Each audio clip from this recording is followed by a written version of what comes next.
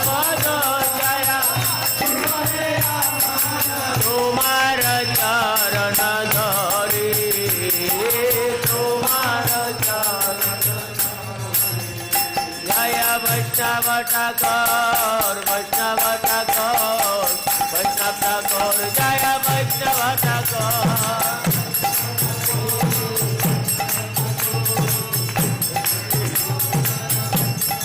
जय भक्ति स्वरूप दामोदर स्वामी वैष्णव ठाकुर भक्ति स्वरूप दामोदर स्वामी वैष्णव ठाकुर भक्ति स्वरूप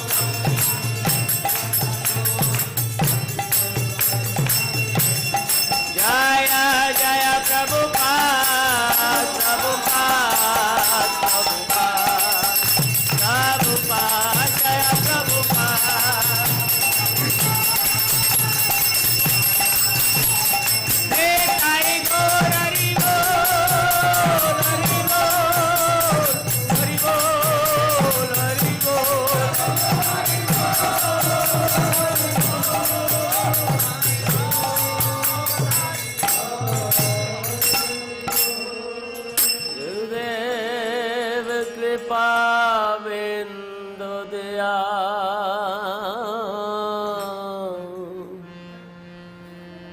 करो दासे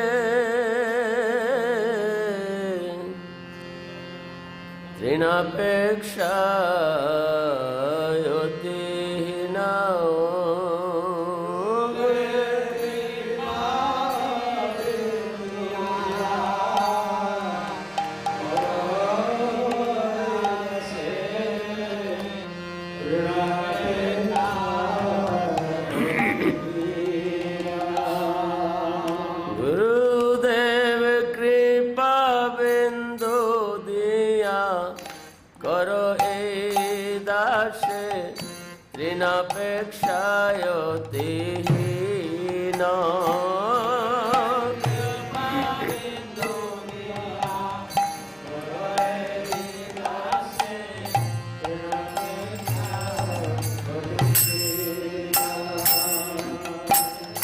सकल सहने बल दिया करो सकल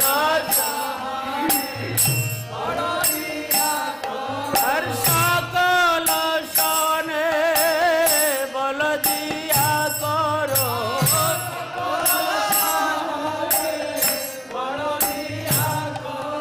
निज माने स्पिहाए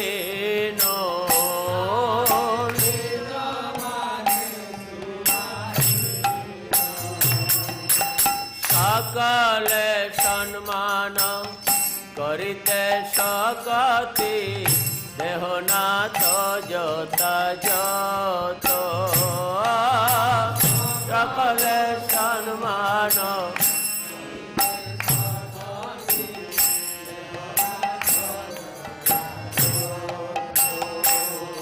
আমি তবে তো গাইব হরিনাম শোকে তবে তো গাইব হরিনাম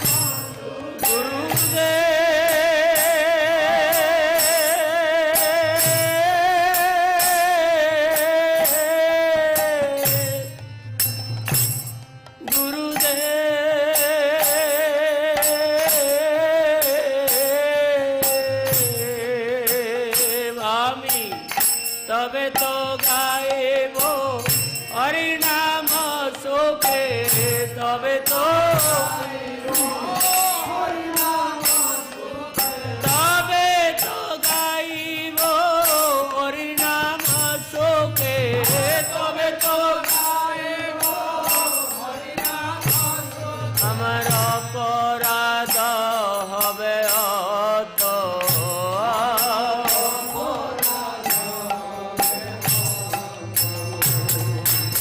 কবে এন কৃপা লবিয়া এজন কৃতার্থ হইবে না তো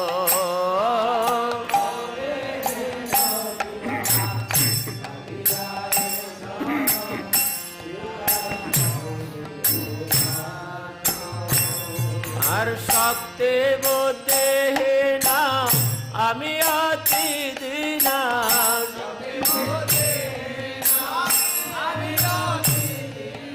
শক্তি বুদ্ধি না আমি অতি দীনা শক্তি বুদ্ধি না আমি অতি দীনা কর মোরে আত্মসাত কর মোরে গুরুদেব কর মোরে আত্মসাত গুরুদেব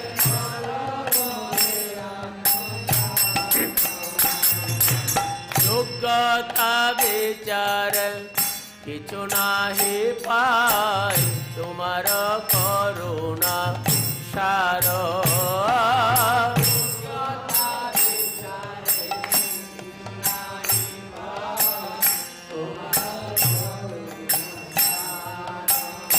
আমার যোগ্যতা বিচারে কিছু নাহি পাই তোমার করুণা সার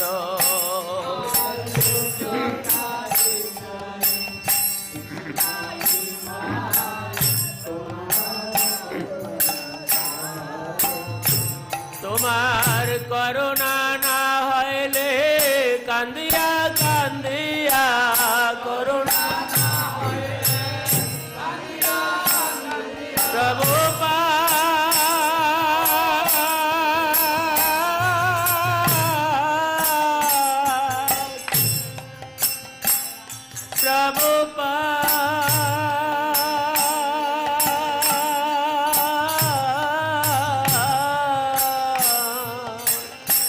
তোমার করুণা না হইলে কান্দিয়া কান্দিয়া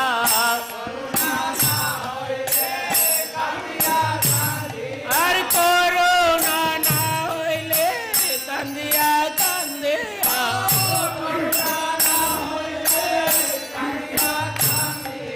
প্রাণ না রাখি ভয়ার প্রাণ না গুরুদেব কৃপা বিন্দু দিয়া কর এই দাসে ঋণাপেক্ষায়তি না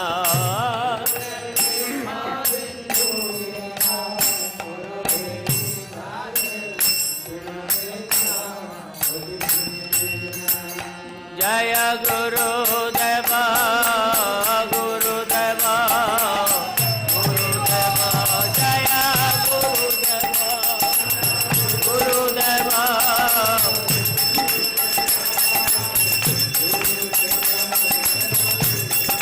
জয় ভক্তি স্বরূপ দামোদর স্বামী গুরুদেব ভক্তি স্বরূপ দামোদর স্বামী গুরুদেব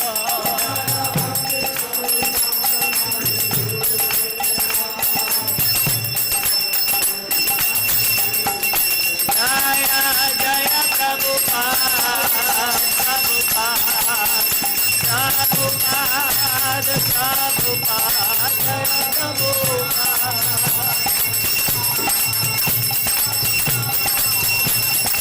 जय गौर हरि हरि हरि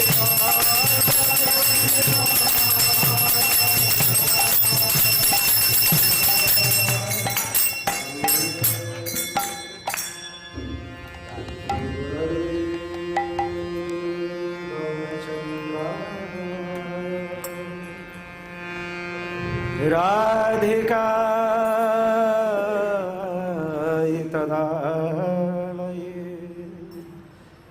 कृष्णाय कृष्ण भक्ताय तद्भक्ताय नमो नमः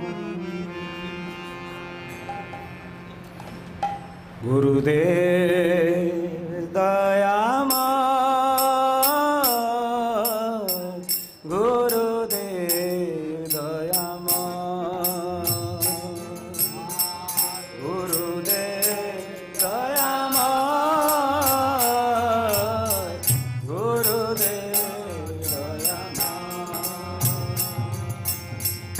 गुरुदेव दयामय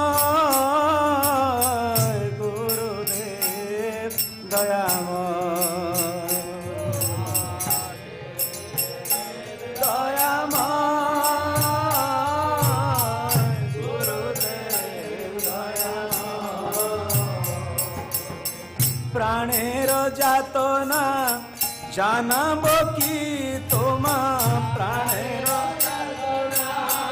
জানাব কি তোমা, প্রাণের যাতনা জানাব কি তোমা, প্রাণের যাতনা হয়েছে জীবন যন্ত্রণাময়, হয়েছে জীবন যন্ত্রণাময়, হয়েছে জীবন যন্ত্রণাময়।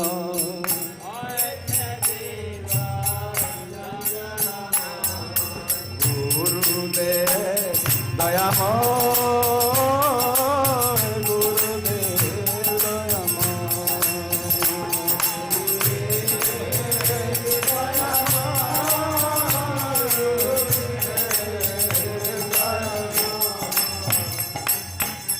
শ্রীকৃষ্ণ ভজিতে নাহি চাহে মতি, বিষয় ভোগেতে প্রবল আসক্তি। শ্রীকৃষ্ণ ভজিতে নাহি চাহে মতি, বিষয় ভোগেতে প্রবল আসক্তি। শ্রীকৃষ্ণ ভজিতে নাহি চাহে মতি, বিষয় ভোগেতে প্রবল আসক্তি। ভজিতে নাই চাহে মতি, বিষয় ভোগেতে প্রবল আসক্তি। বিষয়ের আশা নাহি ছাড়ে মন, বিষয়ের আশা নাহি ছাড়ে মন, বিষয়ের আশা নাহি ছাড়ে মন,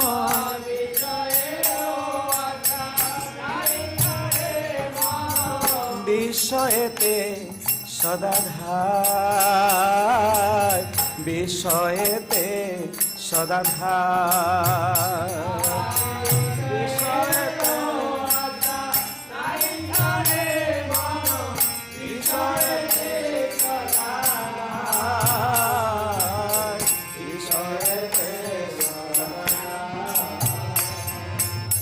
গুরুদেব দয়াময়, গুরুদেব দয়াময়,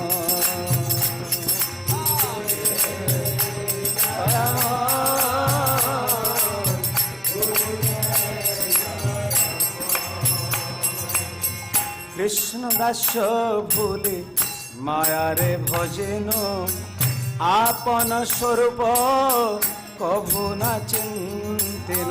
কৃষ্ণ দাস ভুলি মায়ারে ভজেন, আপন স্বরূপ কভু না চিন্তেন। কৃষ্ণ দাস ভুলি মায়ারে ভজেন, আপন স্বরূপ কভু না চিন্তেন।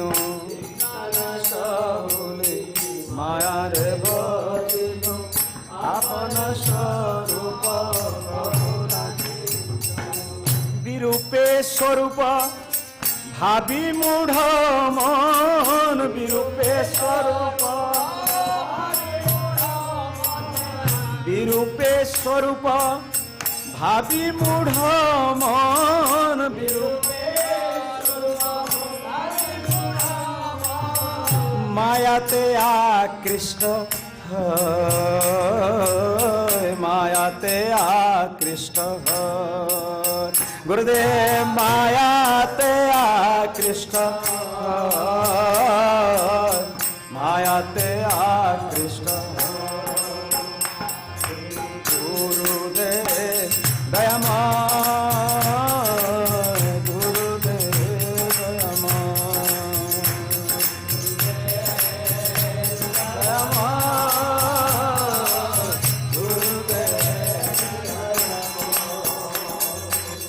দুষ্ট সঙ্গ ফল না বুঝিনু হাত, সাধু কাছে যেতে চিত্ত নাহি চায় দুষ্ট সঙ্গ ফল না বুঝিনু হায় সাধু কাছে যেতে চিত্ত নাহি দুষ্ট সঙ্গ ফল না বুঝিনু হায় সাধু কাছে যেতে চিত্ত নাহি চায় ফল না বুঝিনু হায় সাধু কাছে যেতে চিত্ত নাহি অসতের সঙ্গে থাকিয়া সতত অসতের সঙ্গে অসতের সঙ্গে থাকিয়া সতত অসতের সঙ্গে চিত্ত হইল বজ্র প্রায় চিত্ত হইল বজ্র প্রায় চিত্ত হইল চিত্ত হইল বজ্র প্রায় চিত্ত হইল বজ্র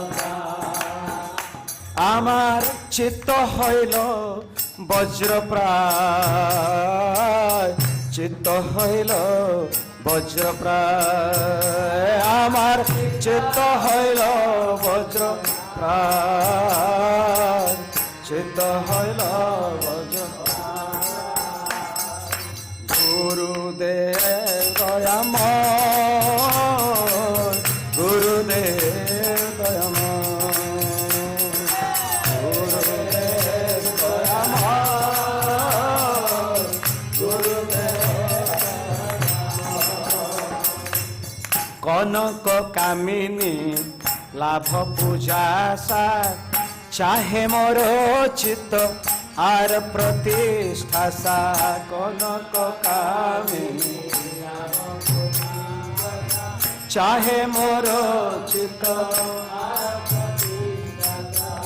কনক কামিনী লাভ পূজা সা চাহে মোর চিত্ত আর প্রতিষ্ঠা সা কামিনী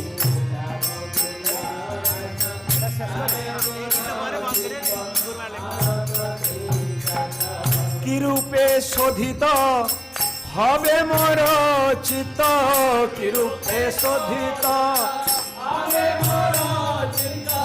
কি রূপে শোধিত হবে মোর চিত্ত কি রূপে শোধিত এই চিন্তা সদা এই চিন্তা সদা এই চিন্তা হবে মোর চিত্ত এই চিন্তা সদা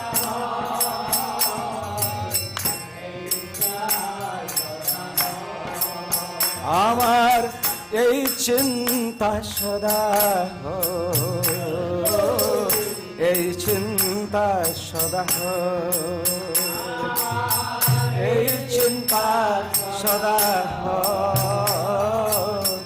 এই চিন্তা সদা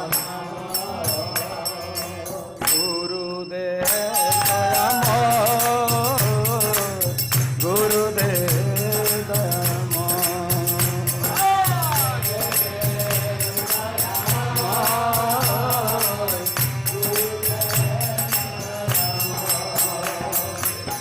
তব কৃপা কণ আমার সম্বল তব কৃপা বিনু নাহি অন্য বল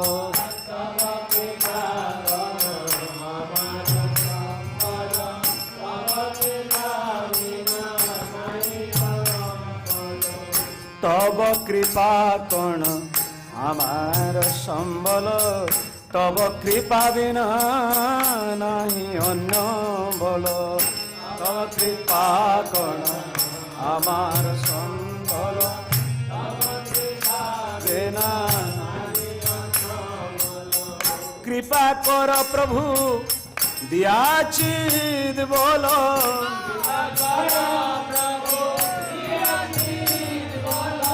কৃপা কর প্রভু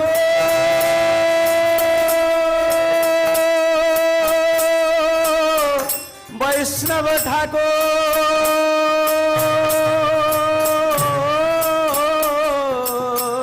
পতিত পাব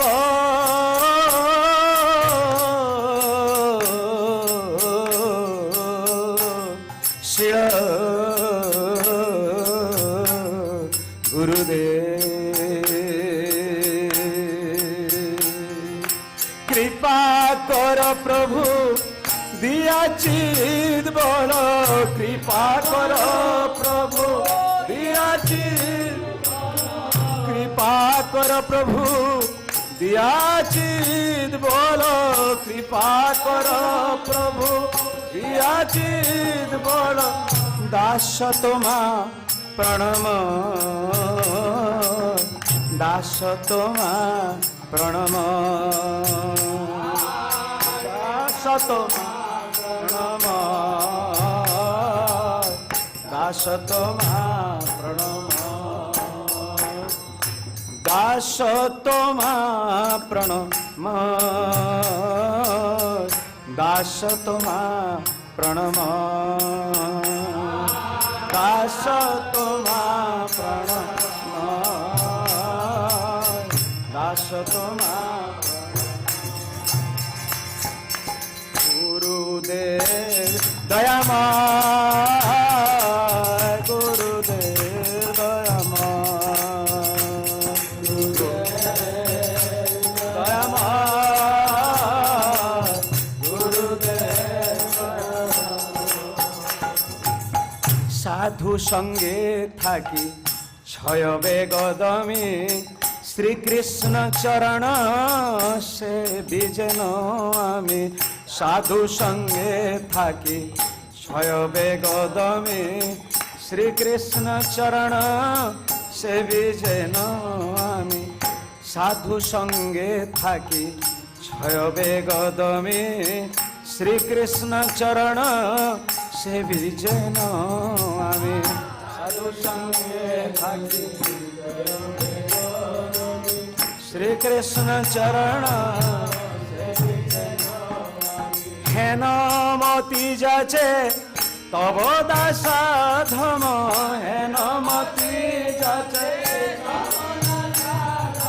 হেন মতি যাচে তব দাস ধম হেন মতি যাচে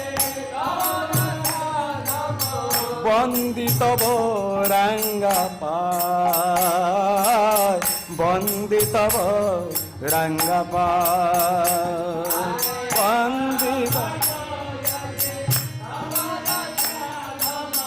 বন্দিত রাঙ্গা পায় বন্দিত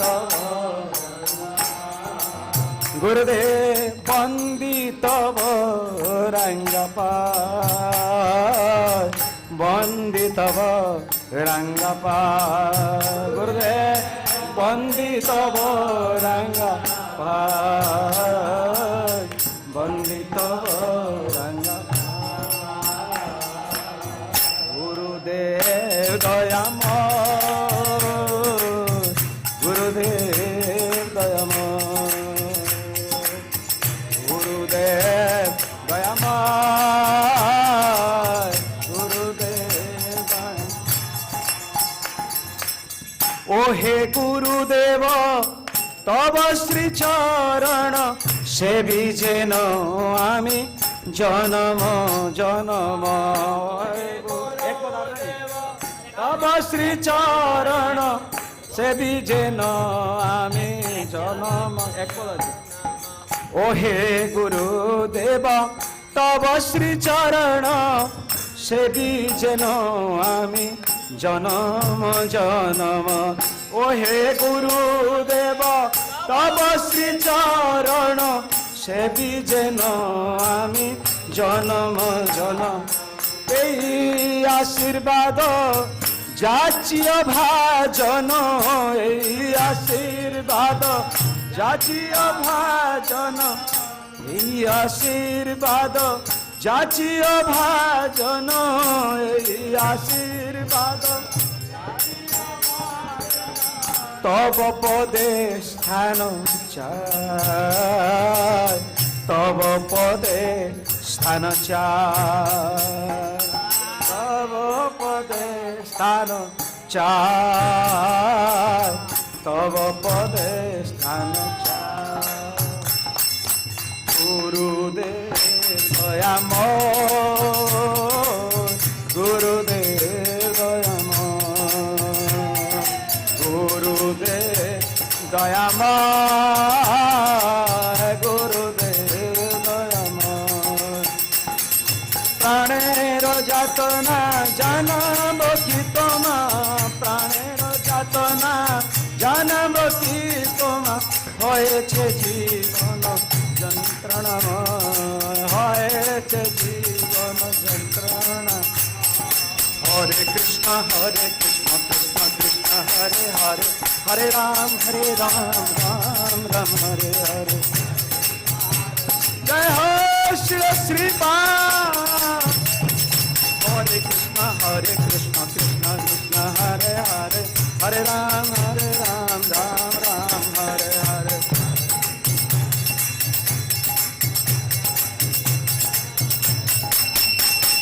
জয় জয় শ্রীপাদ শ্রীপাদ শ্রীপাদ শ্রীপাদ শ্রীপাদ শ্রীপাদ। जय जय प्रभुपाद प्रभुपाद प्रभुपाद प्रभुपाद प्रभुपाद प्रभुपाद प्रभुपाद। हरि बोल हरि बोल हरि बोल हरि बोल हरि बोल हरि बोल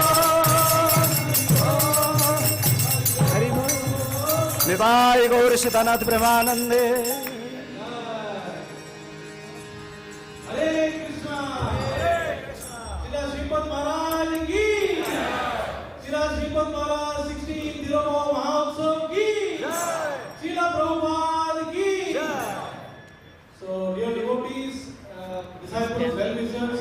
On behalf of Srila Sripad Maharaj, we are very pleased to welcome you all today for this wonderful, auspicious ceremony function of His Divine Holiness Srila Sripad Maharaj 16th Tiruvava Mahamotsav. So we will begin the program now by the class of His Divine Grace, Srila Sripad Maharaj, and this is a class given on 31st May 2006 at the New Jersey Tobacco Temple. And this class is very important for all of us, especially the disciples, because this talks about the importance of human life and the relationship between disciple and spiritual master. So please pay attention and let us all get all the important message from Srila Sripad Maharaj.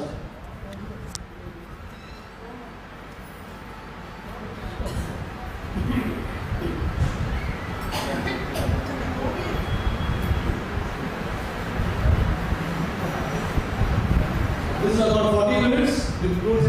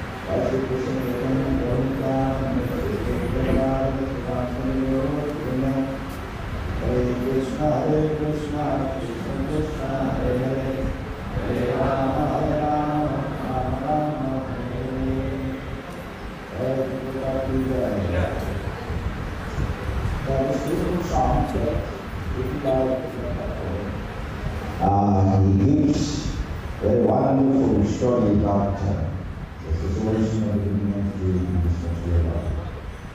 So he says, "When I was in Saraswati, I did wrong. Forgive me, I come to this world, Saraswati, come to this world, but now I experience unlimited sorrows and tragedies. Now, not only ask Swami, only to take us off. Now I come approaching the street, detail my great story of sadness. Detail of sadness. Story of sadness. The story goes like this. Dharmi Jatar Surampakam, Vishnu Brahman Kasi, the Maharaja Prabhupada Kasi. While I was bound up tightly under the Maharaja's womb, I was moved from Maharaja.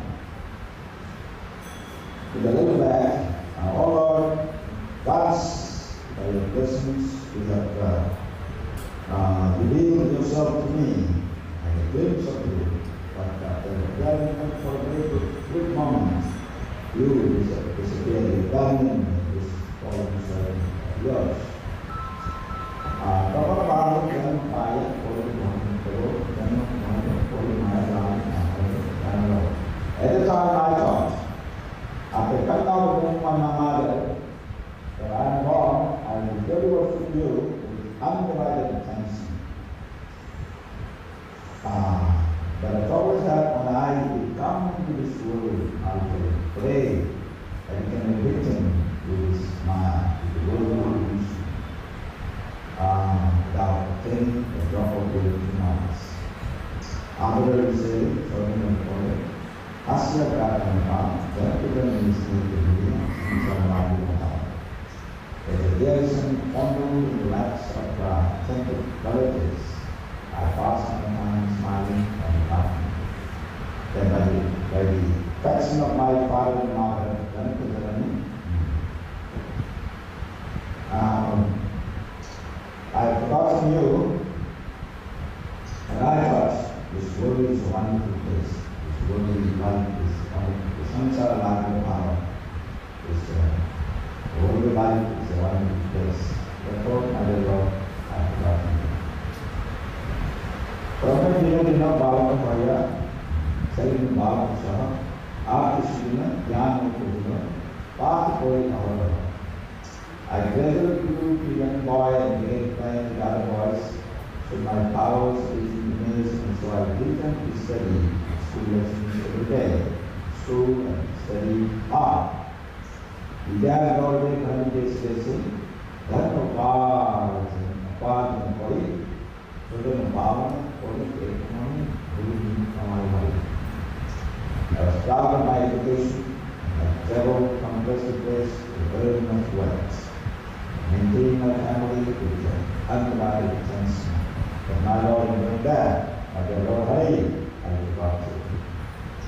Bhagavad on the notes, and we have traveled with Bhakti, now we have prayed, we have the Lord, in the time of the rest of my life, time, according to your Bhakti. Now, Bhakti says, I'm old, I'm very old, and I'm sadly crying. I have failed to worship you, O my Lord, and instead pass my days in vain. Now this silent question that I do to my faith. That is the story of sadness. So of course, we have to, like an ordinary person, we say, that is the story of God, the coming of me. That is the situation that in this material world, we try to be happy by various ways, earning money, running different organizations, but without actually pursuing our Krishna, without learning circumstances, all we have to be pursuing. Maharaja says that the Dharmasins of the definition that the activities that the individuals perform, Dharmasins of the definition, is not saying that not body, definitions of the individual. The activities to perform, those activities do not lead to the traffic to worship the Lord, to render Sarah and the other Sarah to the Krishna of Krishna. Those activities will be Sarah able to this means that very instructive music, remind all of us that we must Maharaja have to be conscious. It is very light. Get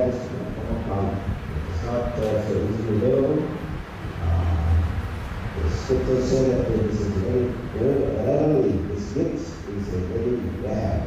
Lord has given this wonderful gift in form and life, given in birth, in life, and actually distinguish what is good, what is bad, what is right, what is wrong, and what is the right path to be chosen. So this way, it's important that we have this emphasize. Therefore, this kingdom of life should be right value to consciousness. And for that, this is Dharma Mahaprabhu, and the Dharma Mahaprabhu 770 is one of the servants of our Maharaja. David is good, and sent by Dharma Mahaprabhu, they offer us this consciousness. Seriously, and do the right thing. Be a capital false and imaginary conceptions of this is literally a worse and I saw practically engage our life that they have 10 different gods in God. So this will be substance of this music song. Let's see.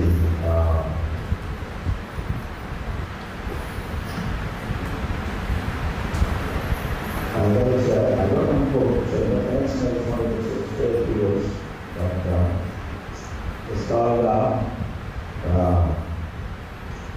Prabhupada, with his instructions to many of us, he was putting strong emphasis, and also his writing in the place is the distinction between Maharaja philosophy and the devotees' law. So he was making this point that unless one worships Krishna as a supreme personality, the devotional life is not fructified. This is a topic that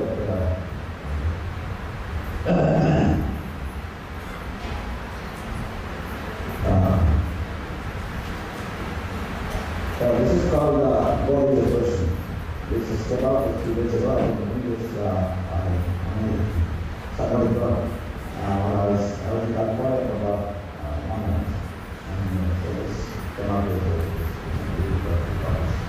so this is a very important dialogue that I said, and according to Prabhupada's instructions, that he was saying that after their PhD science, unless you can argue that what is the science, there is a connection. There is two noble audience, when we say Charlestown, it's called and Birthplace is very well. So the dialogue about God from a scientific perspective. Because if we discuss God, we start generally there is so much appreciated today from the scientists. But today, we lost everything. This is too much long. Many important science that we need to discuss God. And one of the conference, computers, we all love God and scientists from around the world. And so we can about 500 places in the scientists work together. This is the last gathering. But the topic is about science and religion, how the science of God, how the science relate, and how the transformation. Life, a lot of people will all say that my life is transformed. Our life transformed by Prabhupada. So, but it's very interesting. We find out the body of the person. We're not even trying to say such a large day, this is that. There's another book which is very important as part of our devotional search. But others we are convinced that what I do is right, that it's not going to be very lasting. This just a very critical conversion. Now this means we have to make sure that why I come to Krishna consciousness. After some time living Krishna consciousness, what do we say? Therefore, in order to protect from such dangers, we have to be calm and fixed in our understanding about Krishna consciousness. If the building built without a proper foundation, it will crumble. It's like an output comes, it's like you see in Indonesia. I know this place, it's called Sarawak last year, this is the central Java, Java is the biggest island, populated island. Jakarta is the golden part, and the central Java is called Dosa, Jakarta. And it is the intellectual center of the nation. And we have a temple there, and I was talking about temple was destroyed, and it's quite fun, and one of the roads, was the life, that the temple, they all vanished. Yes, but several thousand people died. But what happened is that the buildings there are not properly there. The record scale was about 6,519. But this guy in Buddha, in the upwards in Buddha, the foundation was no foundation. Like in San Francisco today, because many of the buildings already upward, very high probability, because that's become upward. The foundation is the first. Better made, and therefore, since I don't see many, because I saw when I was in San Francisco, the building was just like the tree that like that. So the outbreak comes, it didn't crumble, it didn't show it. Because the foundation was good, because after this all was after the problem. That was after food. In India, actually, when we went to our temple, after John. And our foundation, our foundation is unless the whole thing is like upside down like this, that is coming. And it's in the last, because it's very strong foundation. Even the compound wall, this big, and it's because the outbreak cannot destroy it. I think the metaphor is that foundation is strong, that it is liable to, there's a little disturbance come, and something devotional life, devotional journey, you see, to become a devotee is not very easy. Sometimes you think that, you can rise to seven and you can get every for 1 day. But if we are not very serious, foundation is very strong. But how is the foundation very strong?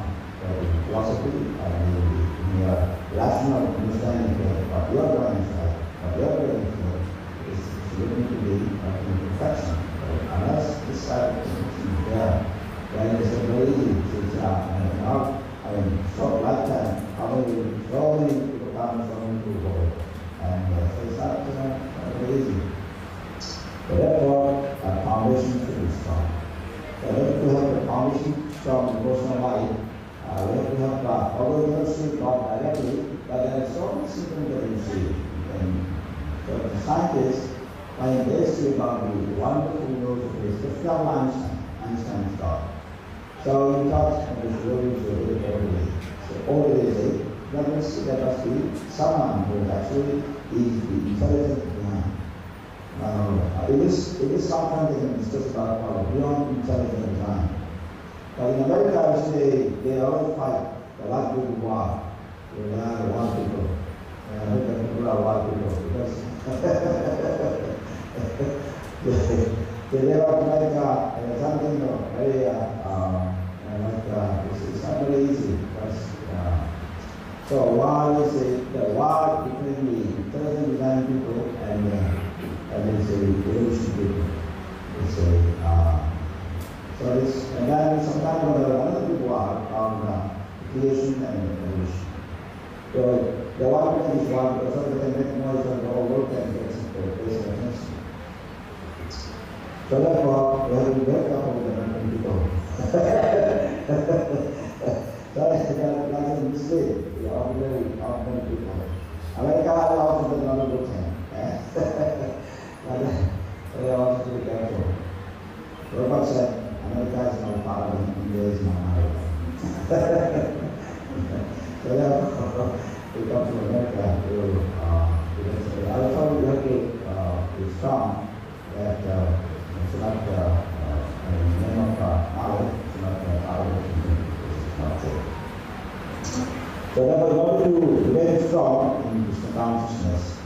Here, in Bhagavad in the devotional chapter called Devotional Science of Devotion,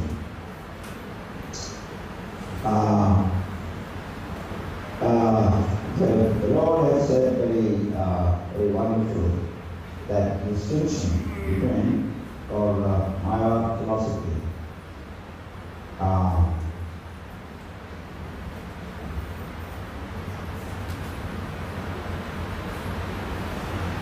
And also the Vaishnava philosophy is Krishna says that Ego Aksharam Anidesam Sarvatra Kam Achintyam Cha Avekam Parayupasate Utkrishtam Achalam Jumam Samyamendriya Ramam Te Prapnivantima Eva Sarvatra Samanam Utkrishya Sarvabhuta Iti. Krishna says here, those who fully worship the unmanifested, means impersonal structure, that which lies beyond the perception of the senses, the all-pervading, inconceivable, unchanging, fixed, and immovable, the impersonal conception of the absolute truth, by controlling the various senses and being equally disposed to everyone, and such persons engaged in the welfare of all, at last is supreme. Kleso hikatasesam apekta higati dukham avedya saktasetasam dehavat vibhet avapete. For those whose minds are attached to the unmanifested, impersonal feature of the Supreme, advancement is very troublesome. To make progress in that discipline is always difficult for those who are knowledge. But sometimes it is difficult when one is attracted to the impersonal feature of the Lord, that the advancement is so difficult. Self-esteem clearly. So therefore, in Vaishnava philosophy, that the Supreme Lord is a Supreme Personality. And you see that in the Bhagavad and Brahmati, Paramatma, Dharma. So this is Paramatma and Dharma is a personal aspect of the Lord. Paramatma guides every living being, and even come to Krishna consciousness, we come by guiding to Paramatma. Although not when he says to study, but the fact is that Paramatma is guiding. Paramatma is guiding this little boy who has good karma. So go in this direction, you find a temple. There are some people who travel there and go there and come out. So this way, we're all guided by Paramatma. And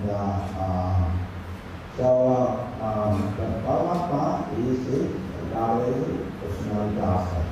It is generally practiced by yogis, meditate, and at the same time, we also say we are all guided by Paramatma. And so this Paramatma realization is also accepted by the scientists. That is, because the time of the scientific discovery, that the discovery is not, it doesn't come to everyone. But for those who are very serious, very sincere, and they have done some good karma in their past life, so definitely as a result of their study, let's say, and discover form, so they have been given this opportunity, the Lord has given this blessing. And it does not happen to everyone, or everyone's very hard. Now when we talk to these scientists who are brilliant and some kind of study something new, that they always say at the moment of discovery, their minds become very humble. They say, well, the Lord has given this. The Supreme Lord has guided me, given not for the certain. So this community comes to the center of these almost invariably all scientists that they say the hierarchy, the document, and so this is a simple revelation. The quality of the devotional quality is manifest. Although they are not, let's say, they are pure devotees, but at that particular moment, their mind is transformed. So therefore, the scientists say that yes, this is the revelation. The pure revelation is using the knowledge things about scriptures, like scriptures of the revealed knowledge. It is the revelation. The revealed knowledge is given by the Lord. It is sincere souls by listening to the Lord. The revealed knowledge. But what is to be invisible because the revealed knowledge that the senses have to be purified. In other words, one must go beyond these material senses. In other words, one must be purified. So at that point, the knowledge given by the Lord is started with revealed knowledge. So that when you say the scientists are, but the scientists say revealed knowledge. So what I thought was that at that particular moment, because of their special, let's say, karma that they had in the past life, the Lord is at that moment, something purified. All of a sudden, that then they are invisible to the city's knowledge. Revealed knowledge. So I guess it is possible theoretically. But it's a revealed knowledge. Who will reach that knowledge? The knowledge is given by karma. Karma has given the knowledge, and when they are invisible to receive that knowledge. So therefore this is very interesting to meditate on what the science study how we So in other words, God is a person. God is a true person. And so therefore I have got a direct relationship, connection. So that's all about relational sciences. So these two scientists, let's say Charles and Phillips, is and it's very interesting how we argue that what is the question. How we have direct relationship. And we discussed about Einstein. Why Einstein?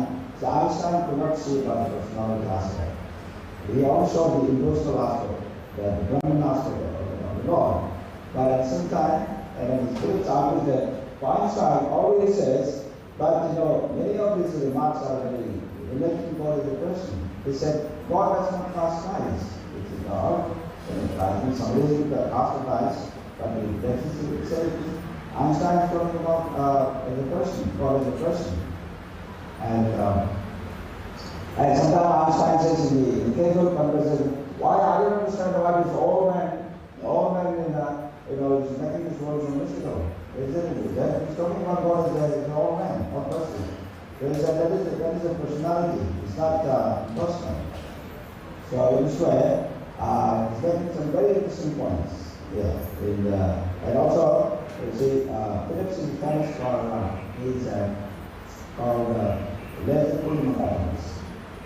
Let's see, by pulling the atoms, now you can make from the atomic clock. And the atomic clock is available now in market. It's already available in market. So the atomic clock is the most accurate in time. Therefore, all the watches should be replaced by atomic very soon.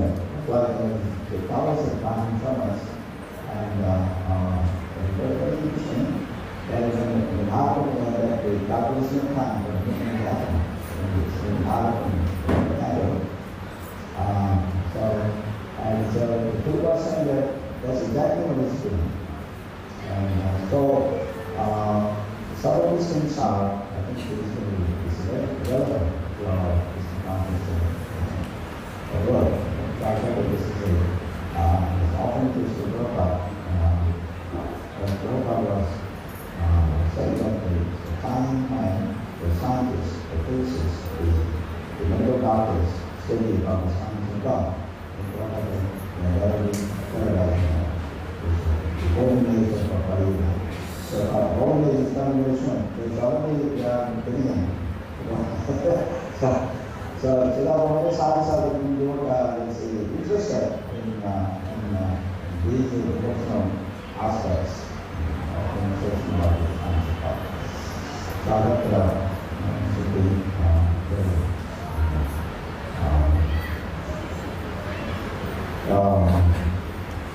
so I think now today, around the world, these well-known science announcing such conceptions, I think is a good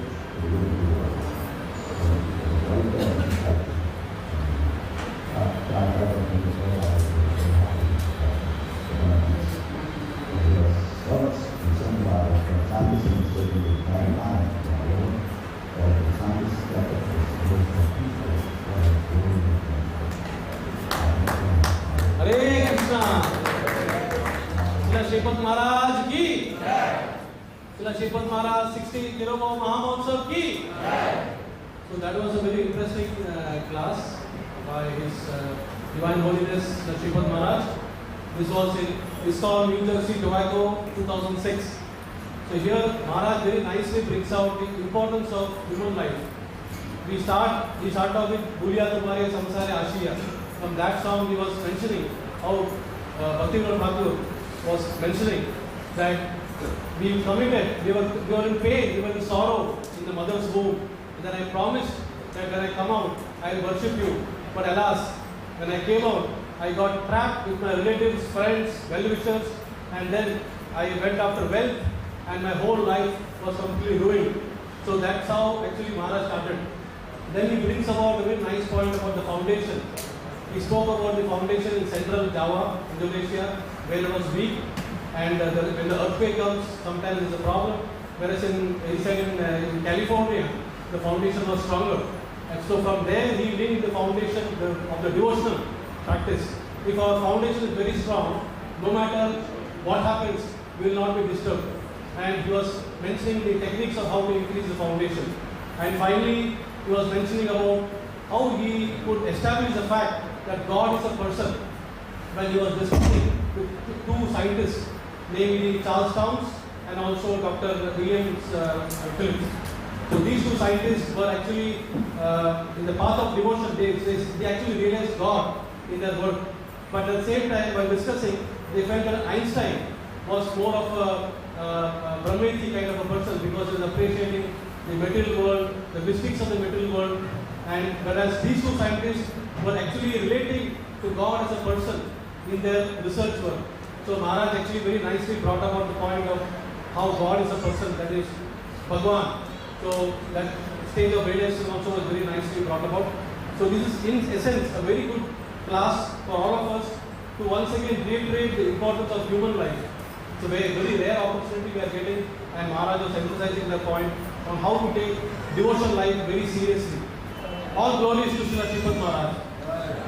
So now I would invite His Holiness Bhakti Jivan Rajananda Swami Maharaj to make the announcement for the various speakers. Hare Krishna. Hare Krishna. Hare Krishna. Krishna Krishna. Hare Hare. Hare Rama. Hare Rama. Rama Rama. Hare Hare. Thank you very much.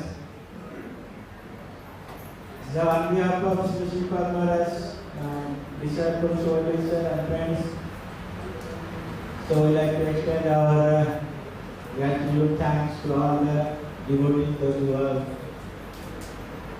arriving here by spending their valuable time and giving us their association. So we really grateful on your opportunity. So please, so not taking so much time, so we'll start the glorification now.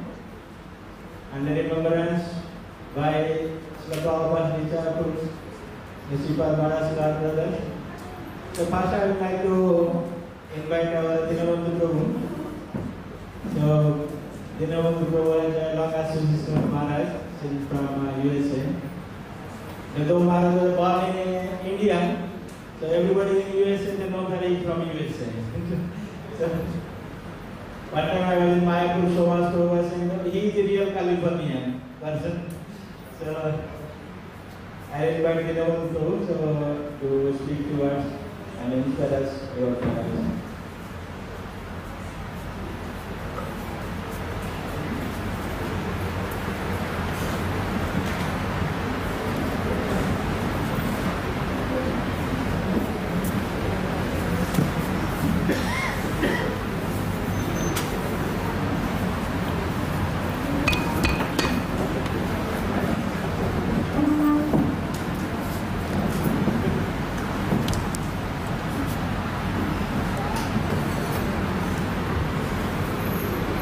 Om Ajnana-timirandasya Gyananjana Shalakaya Chaksurun Militandena Tasmai Sri Gurave Namah Sri Chaitanya Manubhistam Stapitam Jena Bhutale Sayam Rupa Kadamayam Dadati Savarandhikam Adadanaschanandan Dhairidam Yache Puna Puna Srimad Rupa Padambujo Dulisyam Janmadanmani Jai Sri Krishna Chaitanya Prabhu Nityananda Sri Advaita Gadadhar Vasari Gaur Bhaktivinoda Hare Krishna Krishna Krishna Hare Hare Hare Rama Rama Rama Hare Hare Vanchakalpadrubhyascha Kripasindhuvevacha Patitanam Pavanebhyo Vaishnavebhyo Namo Namah.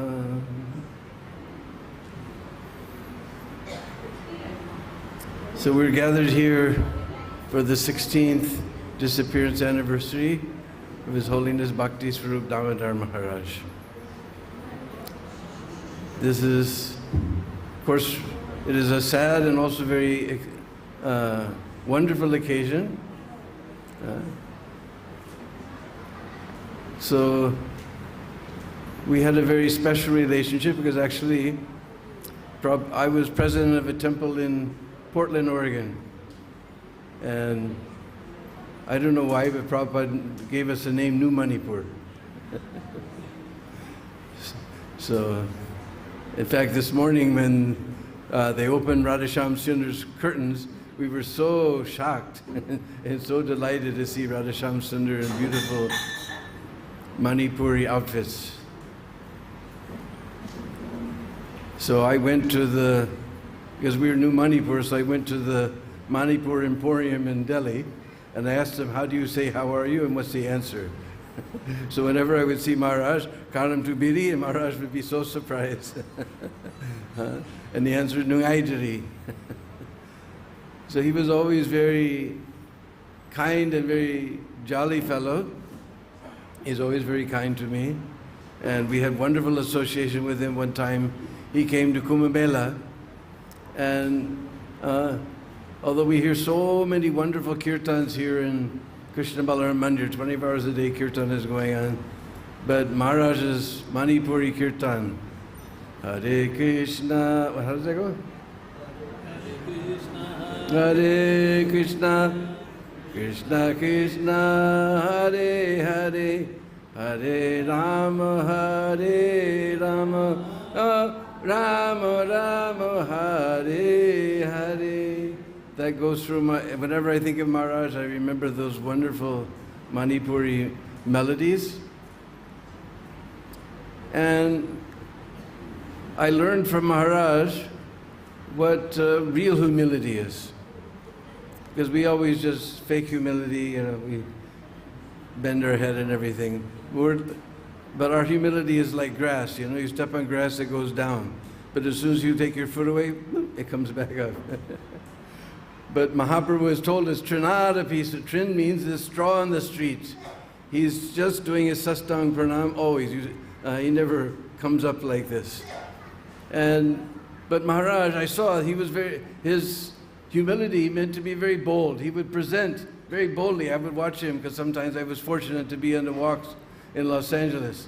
Very boldly he would present the arguments of the mysterious scientists to Srila Prabhupada.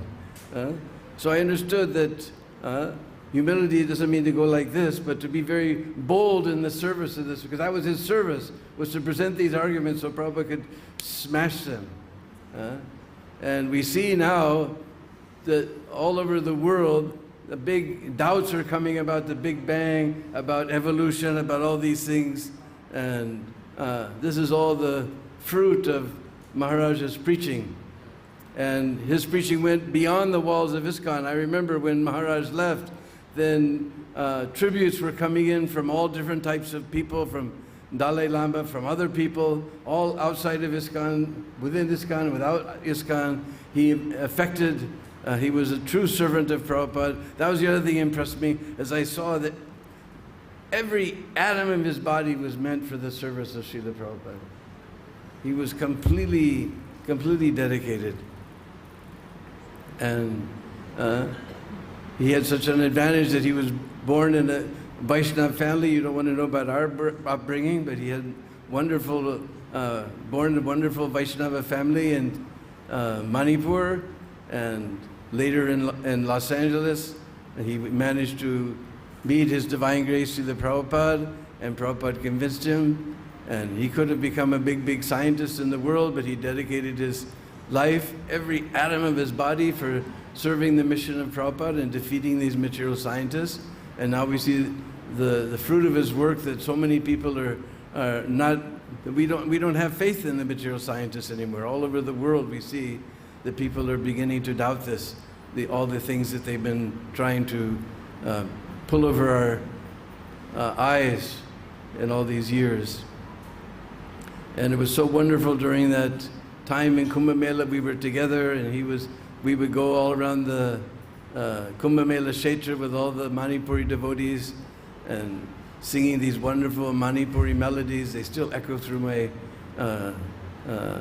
heart. And you're all who are disciples, you're very lucky to have such a wonderful spiritual master who showed how to surrender completely, and how humility, just like Arjuna wasn't very humble, he was fighting, but he was fighting on behalf of Krishna. So real humility means to give up our false ego and do something for the service of the spiritual master and the previous acharyas. That much I learned from Maharaj. I'm very grateful to my association with him, and we're just amazed what a wonderful devotee he was. And especially, I don't know any other ISKCON devotee who got his samadhi in Radhakund. So we can just imagine what type of devotee he was, that he managed to get his samadhi, his beautiful samadhi mandir there, complete, very interesting style. So he must have been so very dear to Krishna to get a place in this wonderful place of Radhakund. So there's many people who want to speak, so I just keep it short and sweet like that. His Holiness Bhaktisvarupa Damodara Maharaja ki jai. Hare Krishna.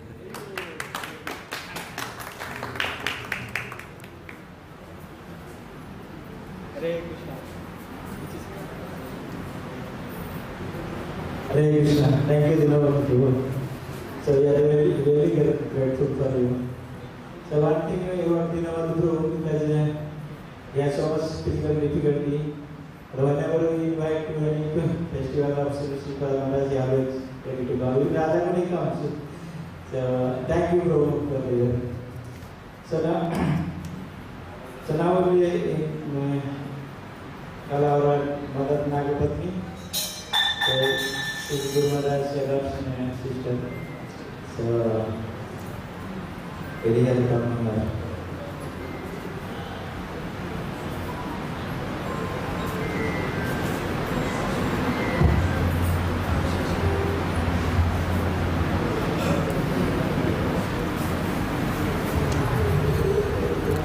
Nama Om Vishnu Padaya Krishna Vistaya Bhutale Srimati Bhakti Vedanta Swamini Namani Namaste Saraswati Devi Gauravani Prajanini Nivishesha Sunyavari Pasyatya Desadhani. I joined in Laguna Beach with my husband in late '69, And His Holiness Damodara's friends started coming to the temple. They were students in Irvine. And then shortly he started coming. And it was such a stark contrast because, you know, all the devotees at that time in America, we had no background with Vaishnavism. We all came from Judo-Christian backgrounds. And so he was definitely a very cultured, very refined, very educated personality. It must have been a little difficult for him to associate with us. But his humility, like Dinabandhu Prabhu said, was astounding.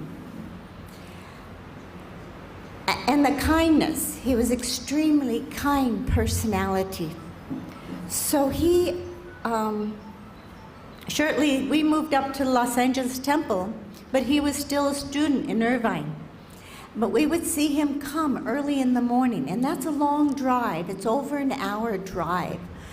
And he would come and he would be sitting there in the Prasada room chanting his japa, waiting to go on a walk with Srila Prabhupada. And I always noticed him because he had this Ivy League sweater vest on and then a dhoti. And he would go on these walks with Srila Prabhupada, and like Dinabandhu Prabhu was describing, he was very, Srila Prabhupada really enjoyed these conversations with him, where he would put forth these scientific theories, and Prabhupada would defeat them. And sometimes, even in the Bhagavatam class, after the morning walk, Srila Prabhupada would say, "And our scientist." He loved to refer to His Holiness as our scientist. So ISKCON had their own scientist to defeat. And he did. He went on to do amazing work to defeat these nonsense theories about evolution, about no God, about so much nonsense. So he was an astounding personality. And the last time I saw him was in Berkeley, California, and he invited us to come on a a Sankirtan party in India. Unfortunately, that didn't happen. But it is remarkable how Krishna has sent such an elevated personality to help Srila Prabhupada in spreading this movement. And so we're all very fortunate for whatever association we received from him. So I thank you very much for inviting me. Hare Krishna. Thank you. Thank you, Mother. So, and I'd like to request Mother to speak. Please. And last year she came when there's a crowd. She loves to speak to everyone. She's like Brajvasi here. So, love to come here.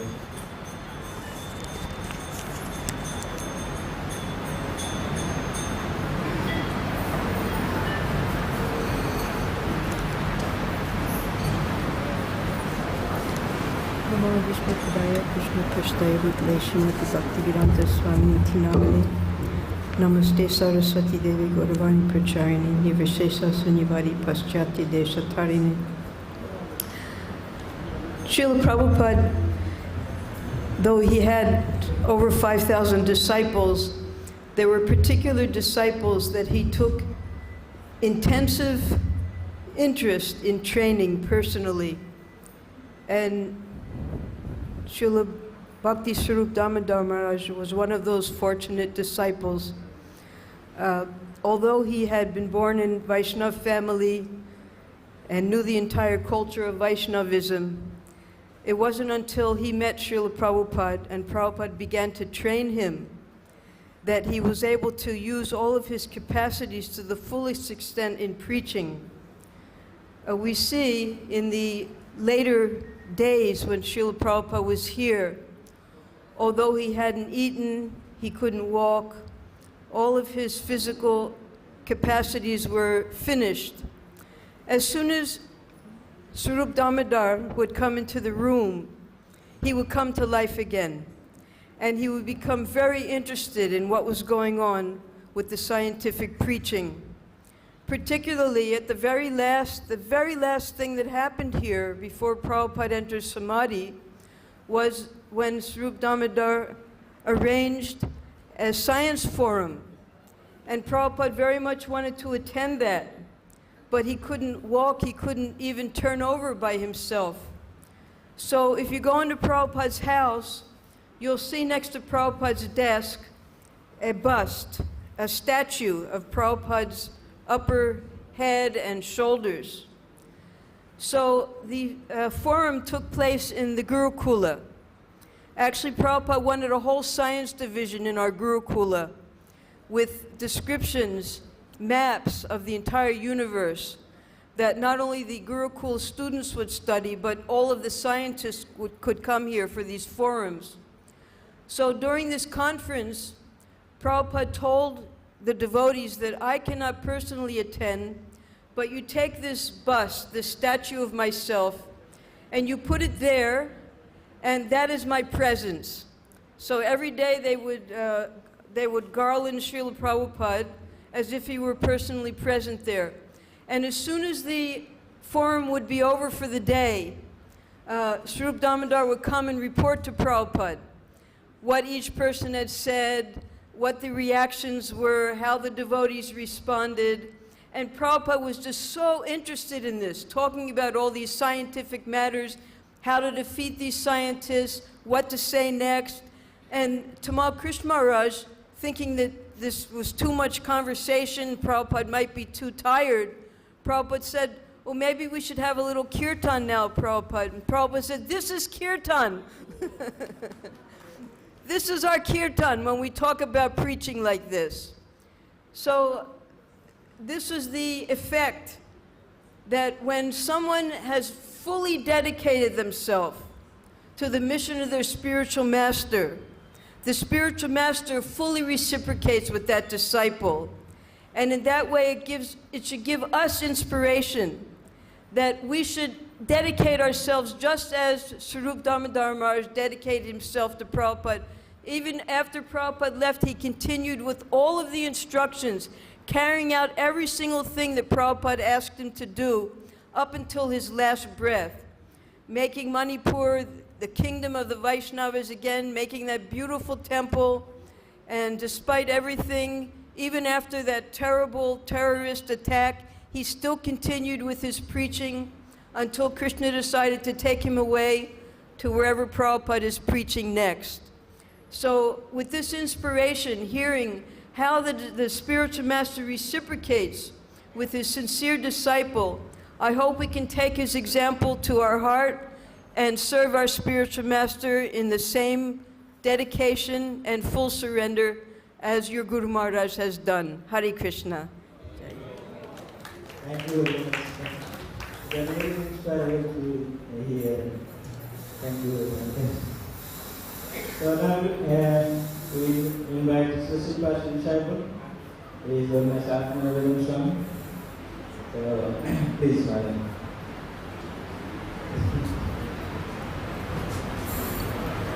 So Maharaja had a long association with the Prabhupada from the UK and he's Europe from 84-85.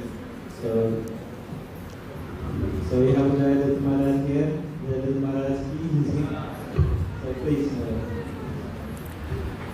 Om Jnanatimnandasya Jnananjana Salakaya Chakshuzunmultam Yena Tasmai Sri Gurue Namaha Vanchakalpatrubhyasya Kripasindhubhyacha Patitanam Pavanebhyo Vaishnavyo Namo Namaha Jai Sri Krishna Chaitanya Prabhu Nityananda Sri Advaita Gadadhar Srivasadi Gaur Bhakta Vrinda Hare Krishna Krishna Krishna Hare Hare Hare Rama Rama Rama Hare Hare Hare Krishna. So of course today we are celebrating the pre-Tirobhav of Srila Sripad Maharaj.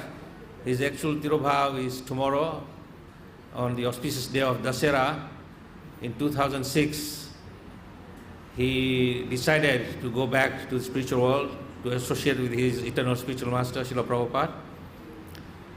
So somehow we are fortunate that we are in a position to come and hear the glories of a pure devotee. It is said in the scriptures that unless until you associate with pure devotees of Krishna, you cannot get Krishna prema. So we were very fortunate that amongst many, many wonderful flowers in Srila Prabhupada's garland, Srila Sripad Maharaj was one of those flowers. And I won't say he's an exclusive flower, but there are many wonderful flowers in Srila Prabhupada's garland. As we heard from the previous speaker, that Srila Prabhupada has some 5,000 disciples. And I think every one of them is a very wonderful flower in the Prabhupada's garland. And each one of them is serving Srila Prabhupada in their own capacity. But in the person of Srila Sripad Guru Maharaj, he saw some exceptional service attitude towards Srila Prabhupada's mission. From the very beginning when he met him in California, he took the spirit of devotion, and Srila Prabhupada, of course, recognized this person's capacity. So he nurtured him in a particular way to preach in a particular mission. So of course Prabhupada had many wonderful missions to establish, preach, of course, establishing topmost is Lord Chaitanya's Sankirtan mission. After that, how to establish the different wings of that Sankirtan. And one of them was the important aspect of scientific preaching. Because as we know, in the last 100 years or so, the world is very much becoming engrossed in science. They think that science can solve all the problems. Science is the new Kali Yuga God. So science was considered a god, and those people who are scientists were considered the representative of that scientific god. And we were completely taken over by this thing that science can solve everything. Of course, it's a fallacy. Science doesn't solve anything. It can give you some sort of understanding, but it cannot solve your problems. The only person who can solve your problem is Krishna, because he is the master of mystics. So, Srila Prabhupada saw that Sripad Maharaj had this wonderful capacity to interact with scientists, and therefore he particularly chose him amongst his many other wonderful scientist disciples. He wasn't the only disciple. There was Ravindra Swarup Prabhu, Sadapura Prabhu, and Dudrakarma Prabhu, many others wonderful PhDs and scientists, disciples of Srila Prabhupada. So he grouped them together, and under the leadership of Bhaktisvarupa Damodara Maharaj, they formed the Bhaktivedanta Institute to pursue this goal of preaching to the scientists about Krishna consciousness and how the synthesis of science and religion can take place so that there's a deeper and proper understanding. And one of the missions which was entrusted to Srila Sripad Maharaj was to have international conferences where he would bring topmost scientists together and discuss the different aspects of philosophy. And the whole concept was these conferences was that you would have many wonderful audiences in the conference from different backgrounds with different interests, and they would get the opportunity to hear different speakers speak. And then finally there would be a speaker from our side presenting the Krishna conscious aspect of science, and then leave it to the intellect of the audience to see who is the best presenter of philosophy which makes sense. And of course, Krishna consciousness is always a notch above the materialist science. So these conferences were going on. The first one, of course, Srila Prabhupada introduced, the conference was here in Vrindavan in 1977, in October, before he was going to wind up his pastimes in the material world. He instructed Sripad Maharaj that you form a conference here. I think it was a 3-day conference. And then somehow Maharaj managed to set up the conference here in Vrindavan. Prabhupada got a report, and Prabhupada was very much excited by this report that this is very good, it's very nice, but it is not the end. And he trained him and said, you should do more conferences. This was one of his many personal instructions, that you hold international conferences all over the world. And of course, after Vrindavan, The next one was in San Francisco. After San Francisco, he came to Bombay. And after Bombay, he did a grand offering of Srila Prabhupada's centennial in 1997. It was supposed to be 1996, December. But some of the Nobel laureates could not make it due to their commitment to Christmas. So then we shifted to January, which is still continuation of Prabhupada's centennial celebration. And we had a wonderful conference in Kolkata. So Kolkata is actually a very, very unique place. Although we kind of minimize Kolkata in the sense that it's just a city in India, but Kolkata is the birthplace of Srila Prabhupada. And the Srila Prabhupada's birthplace, to me, is just like Vrindavan is the birthplace of Krishna. And Krishna and Krishna's devotees are known different in one sense, that they are representative. So Kolkata is the place where we held that conference. It was very successful. After Kolkata, he was going to have a next conference was in Rome, and Rome conference was also very successful because Rome is also the city where Vatican is there, and the Christian world's center headquarters is there. And we had many wonderful speakers from the Vatican, and we had a wonderful dialogue. So that conference also was very successful. And the next one, he was telling me that he wants to either have it in Oxford in England or in Harvard in New York. And he was planning on that, but unfortunately before he could get into any further strides in those conferences, he took departure from this material world on Dasera of 2006. But nonetheless, these instructions are there for all of us. It's not necessarily that these instructions for preaching to the scientists is limited to the disciples of Bhaktisvarupa Damodara Maharaj, but it is open to all those who are dedicated disciples in our ISKCON movement. Whether you're direct Prabhupada disciples or disciples of the disciples, that is irrelevant. Most important aspect is that you dedicate whatever abilities which Krishna has graced you with to preach. And if you have scientific abilities, then come forward and preach to the scientists and establish this wonderful preaching, because Srila Prabhupada did not establish Bhaktivedanta Institute for a short term. It is an eternal preaching tool for ISKCON. And in the world, scientists are going on giving illusion to people, thinking we can solve all problems. Recently I read an article that's saying that within next 50 years, we will defeat death. And I said, well, good luck. Because from the day Lord Brahma created this universe, nobody's defeated death. Even Lord Brahma himself, who's credited to creating this material world and filling this material world with living entities, when Hiranyakashipu asked him for the boon, give me immortality, then Lord Brahma said, even I cannot give you immortality, what speak to anybody else? So the scientists are living in the world of illusion, thinking they can solve death. And their understanding is that we have got many genes in our bodies, in DNA, and they're going to find one gene which is capable of killing us. So they'll switch it off, so then no more death. Well, good luck to you guys. But as far as we are concerned, on behalf of Srila Prabhupada's wonderful mission, we should take this mission very seriously to preach to the scientists, those who are gifted, of course. Those who are not, then we have other means of preaching. It's not limited to one. But since we are today gathered here to glorify Sripad Maharaj, who was one of the scientists, as Srila Prabhupada said, our scientist disciple. So I would say that those who are serious, those who are friends and dedicated to understanding the scientific preaching, come forward. And ISKCON has so much facilities to assist you in preaching to the scientists.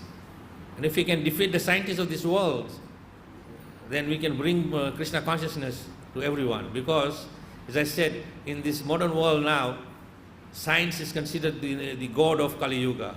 They think science is everything. So it is our duty also, if we have love for Srila Prabhupada, then take up this mission to preach to the scientists. Of course, the scientist doesn't mean, but sometimes people have a misconception. When Prabhupada said you got to go and beat the scientist on the head with a slipper. So they literally take it in that sense, but that is not how you beat the sleeper, beat the scientist with the slipper. You go and defeat the scientists with their own science. And here, Srila Sripad Maharaj was an expert because he was able to infiltrate the best of the best in the scientist world, the Nobel laureates who are credited to the best, highest, as you can say, prize of recognition as a Nobel Prize. And he gathered many Nobel laureates and he was preaching to them. And they were actually coming forward and accepting that Krishna is God. That's why he wrote that one book which we are distributing now, is that God is a person. So, he was able to make friends with them and was teaching us.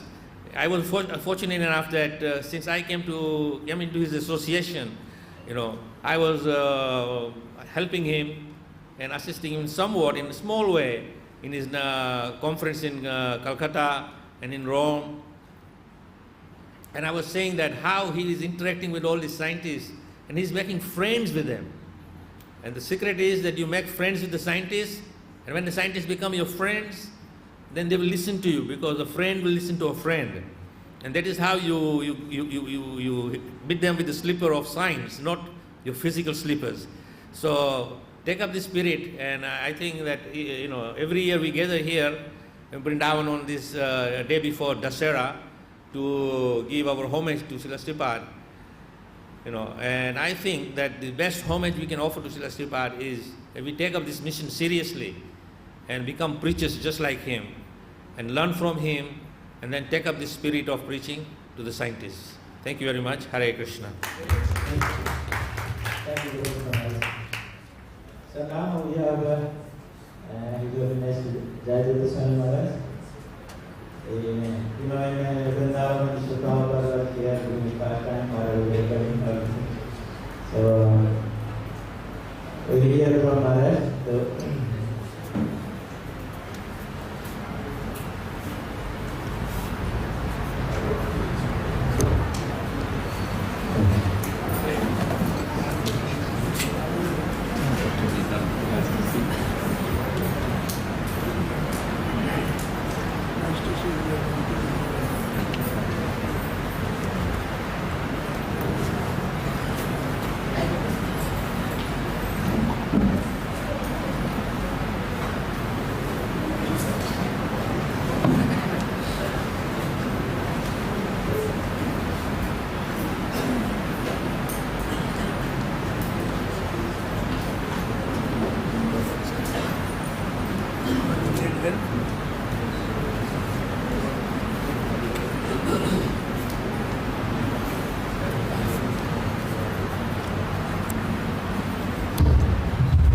Is that all right, or does it need to be more? Does it need to be higher? Where's this? Tortosa or Rupert?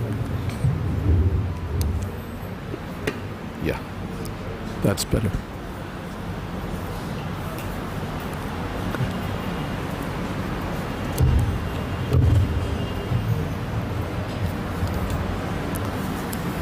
Om Jnana Timirandhasya Gyananjana Shalakaya Chakshun Militam Jena Tasmai Shri Gurave Namaha.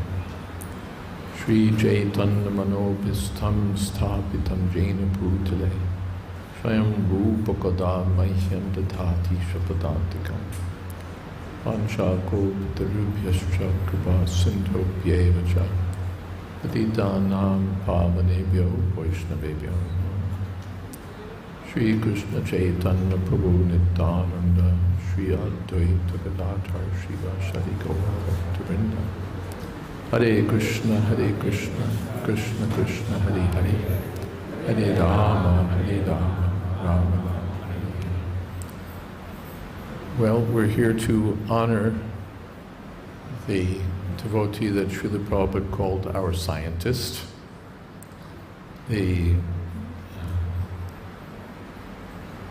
As mentioned, Srila Prabhupada once recognized Swarup Damodara Maharaj. There are so many devotees who join the Krishna consciousness movement, but Srila Prabhupada singled him out, undoubtedly singled him out, and invested in him very seriously. Prabhupada wrote on the flaps to his original Srimad Bhagavatam published in India, he wrote about the author copy. Srila Bhaktisiddhanta liked this educated young man, and so on and so on. So the same could be said about Swarupa Damodara Maharaj, that Srila Prabhupada liked him. And he was, of course, educated as a scientist, and Prabhupada just right away recognized that here's the right person. He had the scientific background and clearly the devotional qualities from the very beginning. I don't know whether Srila Prabhupada, I can't guess his mind, whether he just saw his qualities and thought yes, or whether he thought, oh, Manipuri Vaishnav. I don't know, I can't guess, or maybe something of both. But right away, Prabhupada invested in him. Prabhupada saw this, as mentioned, science as the battleground, really. If we're dealing with modern materialistic civilization and its commitment to materialism, then the leaders are the scientists of the world. They provide the rationale, the theoretical underpinning of godlessness. They provide the technology that impresses us so that we think, yes, whatever they say must be right. They provide the technology for war and destruction also, as well as excessive exploitation. So if we have opponents in this world, the scientists are materialistic scientists are right at the forefront. As we heard, they've captured the imagination of the people in general and are misleading them. Misleading them. What is that misleading? Asatyam pratishtam te jagadahuranishwaram. They say that this world is just matter. It has no higher basis in reality. There's no God in control. No God in control. Aparaspara sambhutam. It simply exists because of positive and negative forces. This force and that force. This particle and that particle. Kimanyat kam hoitakam, we don't have to look past that. Material causes are enough to explain everything. This is their outlook.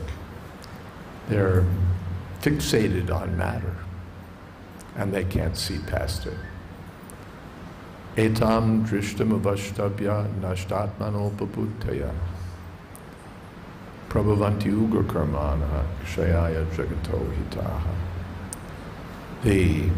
With this materialistic worldview, they're nashtatma.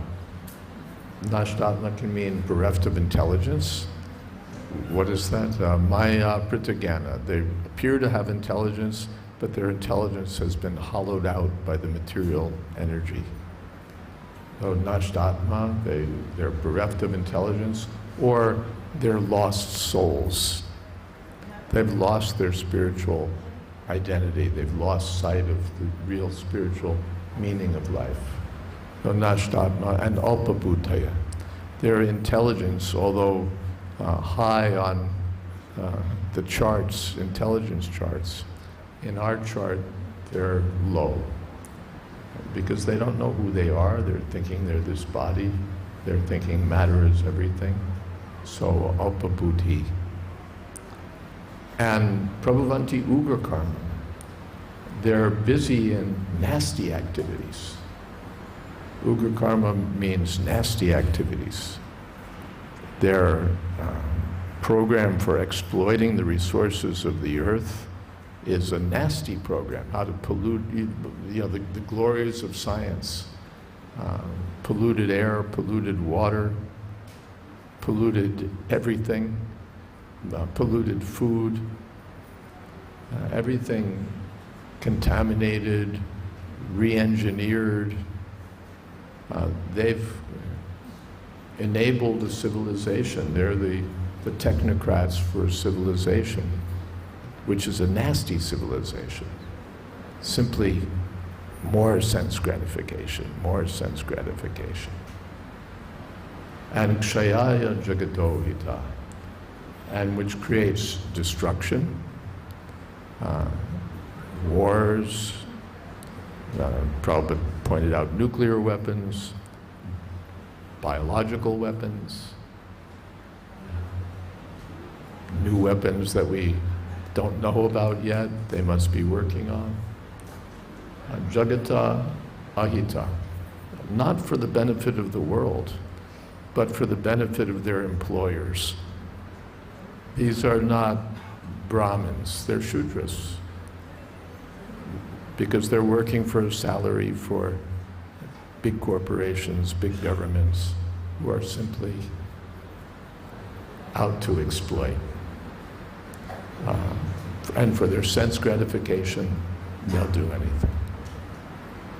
So Srila Prabhupada saw that this is what we have to contend with. And he wanted to start by challenging their materialistic conceptions. Therefore, the first conference, life comes not from matter, life comes from life. And Prabhupada was very pleased that one scientist came to speak in California, and his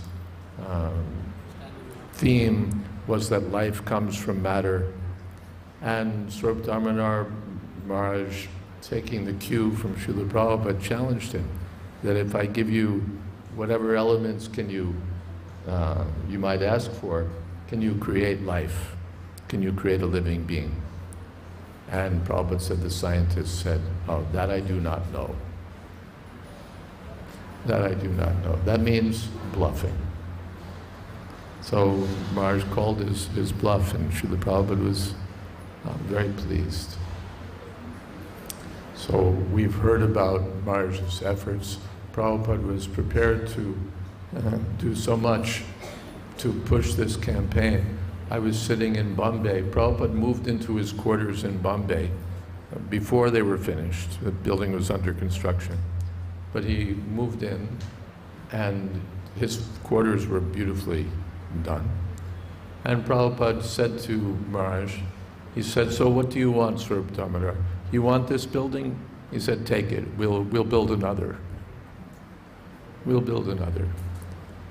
And he was prepared for the BBT to give on and on, practically whatever Maharaj might ask for. Prabhupada considered it so important.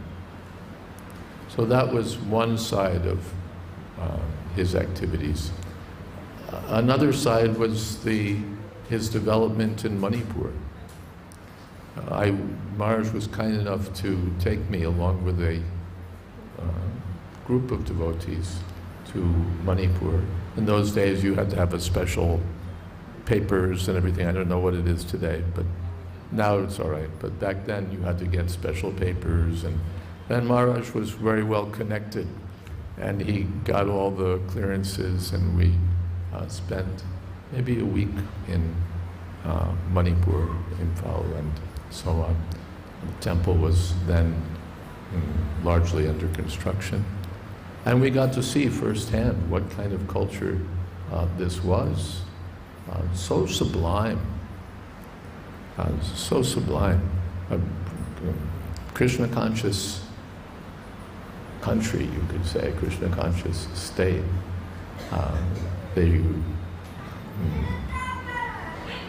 The whole atmosphere was so elevated.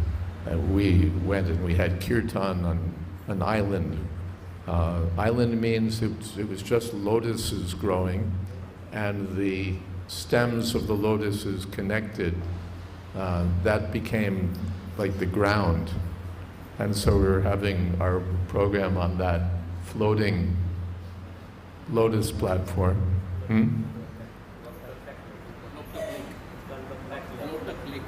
Lotus leaves, lotus lake.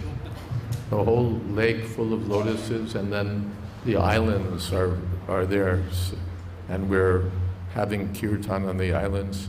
And the Manipuri ladies, a little bit older ladies, they're powerful mridanga players. It's like, they'll put our kirtan party, our mridanga party to shame. Power mridanga players. And the dramatic performances were as if coming from the heavenly planets. The girls, from a young age, they're training and they're aspiring to play in these dramas, to sing in these dramas and play in these dramas. And they're, all the dramas are the dancing is arranged in such a way that it's very beautiful, very chaste, and very sublime. When you see these performances and hear the kirtan, it's like it's not of this world. It's like it's coming from the heavenly regions, a place that we're not qualified to go to. It's just another level of reality. We hear about Arjuna going to the heavenly planets, something like that. You go to Manipur and there's this sublime Krishna conscious atmosphere. So Maharaj gave us a little introduction in that way, some of the features of the Manipuri culture. And of course he both spread something of that culture in ISKCON and beyond ISKCON to the public, and at the same time established our Krishna consciousness movement, our ISKCON movement, very strongly in Manipur. So there were these two sides, the scientific side, and on the other side, preaching and establishing Krishna consciousness in Manipur.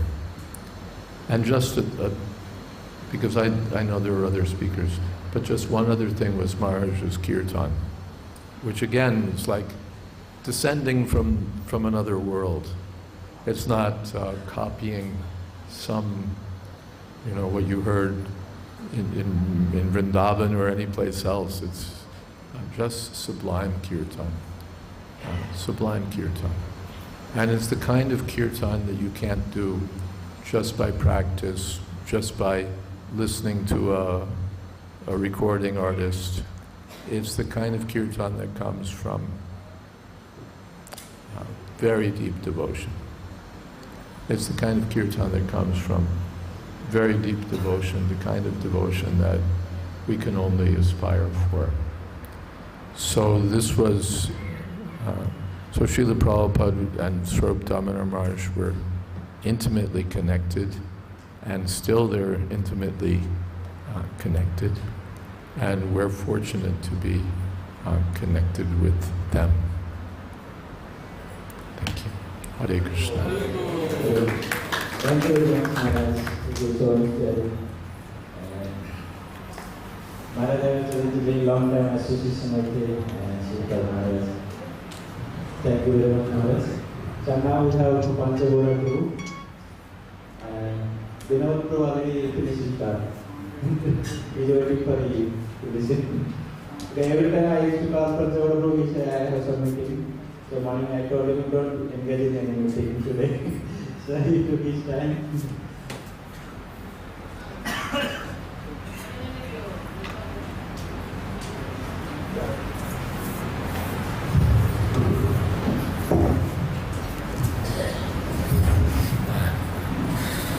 Small chair.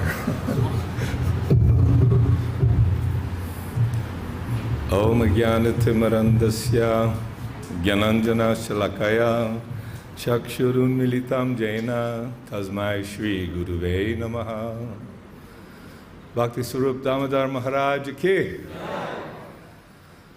So it's wonderful to see all the Vaishnavas sitting with rapt attention to hear about the Shakti, Krishna Shakti Vinana He Tara Pravartana. That one is, unless you're empowered by the Lord to spread the mission of Krishna consciousness, it doesn't happen simply by charisma or mundane education.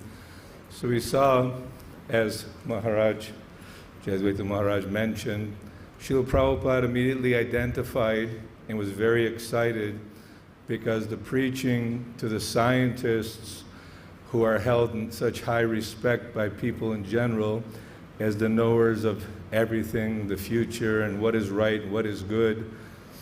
So Bhaktisvarupa Maharaj, Bhaktisvarupa Damodar Maharaj, life comes from life. So many morning walks, engaged in very, very, enthusing, dynamic, exciting for preaching Krishna consciousness, meeting the top officials and those who are leaders of mankind. And Maharaj would, by his ingenuity and spiritual Shakti, just seeing Maharaj's enthusiasm to carry out the mission of Srila Prabhupada, who is carrying the mission of the Lord's incarnation, Vyasadeva. We are so fortunate that we have the Srimad Bhagavatam, the essence of the all teachings, Puranas and everything. And the science, Krishna conscious science, is laden with this philosophy in the Srimad Bhagavatam. And Srila Prabhupada encouraging for Bhaktisvarupa Damodar to preach to the scientific field is very significant, very important. Just like when Chaitanya Mahaprabhu spent 2 months instructing Sanatana Goswami, Atma Rama verse, who is a Vaishnava, what are the qualities of a Vaishnava, what is the process of deity worship, what is the activity and responsibility of the devotee and how to carry it out most efficiently. So this training in science comes from the Guru, Vyasa Puja, whether it's appearance or disappearance. By remembering the great acharyas is very, very purifying and very inspirational for all of us to serve the great Mahatmas. And remembering the saints is meaning carry out their message as well. That all of us are ordered by Chaitanya Mahaprabhu, Jare Dako Tare Koho Krishna Upadesh, Amara Gai Guru Hoy Tare Desh. Give this teaching of Bhagavad Gita, teaching of Srimad Bhagavatam to everyone, because everyone is suffering in this material world. And Chaitanya Mahaprabhu went to Varanasi. They're all Mayavadi impersonalists. But he said, I have so many fruits of love of Godhead. I thought I would sell them, but now I have to take them with me. Oh, forget it. We'll give them out for free. We'll give out these fruits of love of Godhead for free. And he empowered Rupa Goswami, Sanatana Goswami, the 6 Goswamis, and many other associates of the Lord in order to save the fallen conditioned souls. And Bhaktisvarupa Damodar Maharaj, he was also empowered. We can see by his followers, we can see by his accomplishments. I think even in Gainesville they had another scientific, Brahmatirtha Prabhu and Hridayananda Maharaj and many others there. So it's carrying on, the tradition is carrying on. So this is the authenticity which proves that the International Society for Krishna Consciousness is bona fide by spreading the message of Srimad Bhagavatam, spreading the message of Chaitanya Mahaprabhu, recognizing anybody and everybody can take up the process of bhakti. It's not limited to caste, it's not limited to creed, color, nationality, birth. All these things have been refuted by the great acharyas, that every human even the dogs got liberated, but especially the human beings, we should go out and spread this message of Godhead. And by recognizing our stalwart leaders, it gives us also further enthusiasm and inspiration. I've met Maharaj many times, and I feel honored to have that association and to see all of you here enthusiastically glorifying. This is the whole potency of satsangam, that the association of devotees together glorifying is giving pleasure to Srila Prabhupada, giving pleasure to Chaitanya Mahaprabhu. Bhaktisvarupa Damodara Maharaj ki. So now we just open the group. So after open the group, I will request Mother Kamala. She will read one offering from Mother Mahaprabhu. So please do that.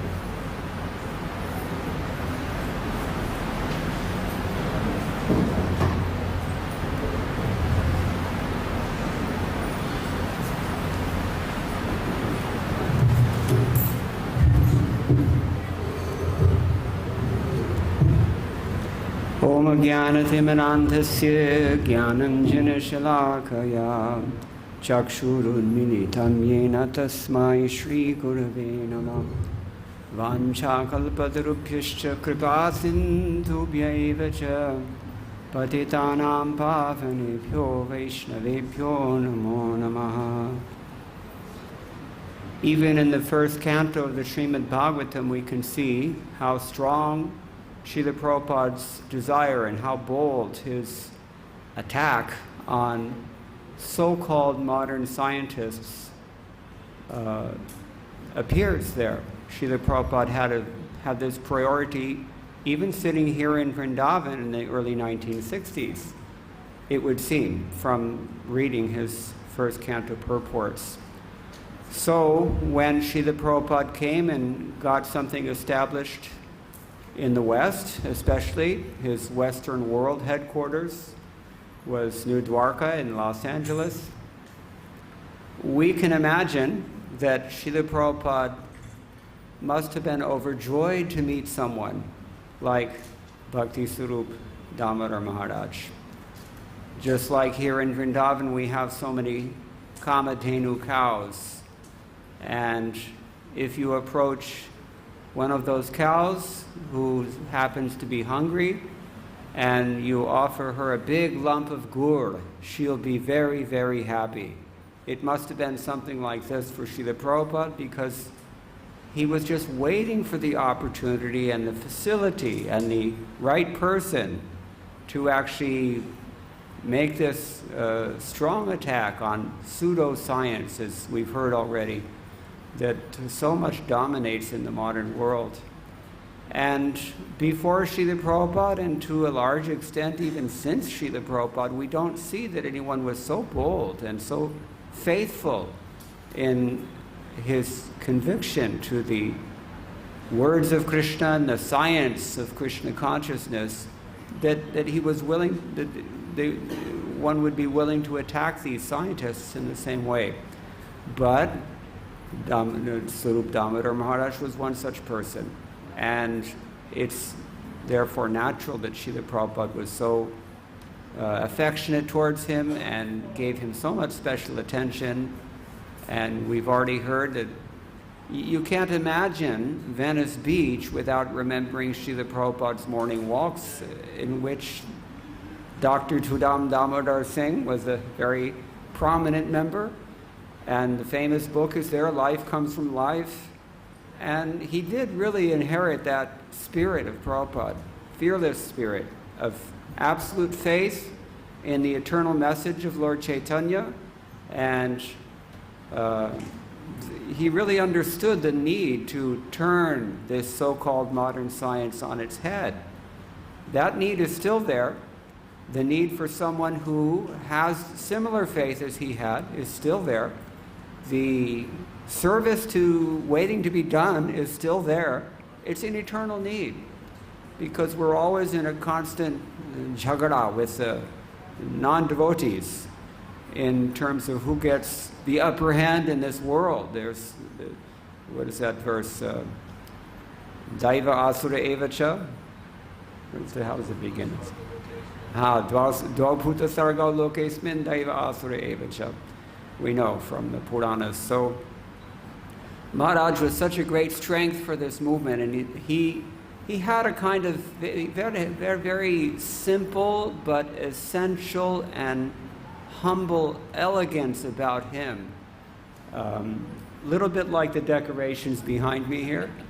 And I mean, the things that he was doing and the realizations that he had in the face, the depth of his face, and the actions that he was willing to perform and excelled at as well.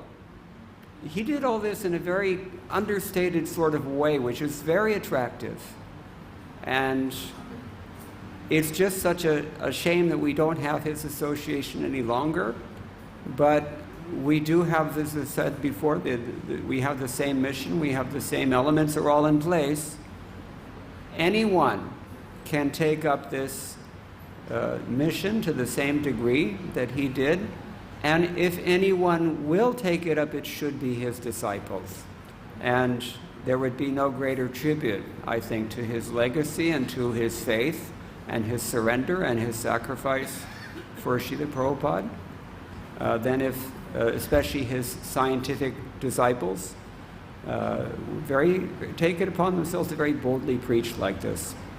I remember in 1976 or maybe 77, Srila Prabhupada was so pleased when one of his disciples in Sri Lanka just hammered on one of these mundane scientists in a public forum and just completely trounced him and humiliated him. Srila Prabhupada was so happy with that. In the same way, there was one conversation in which Srila Prabhupada was talking with one of these professors, and Bhaktisvarupa Damodara Maharaj was there.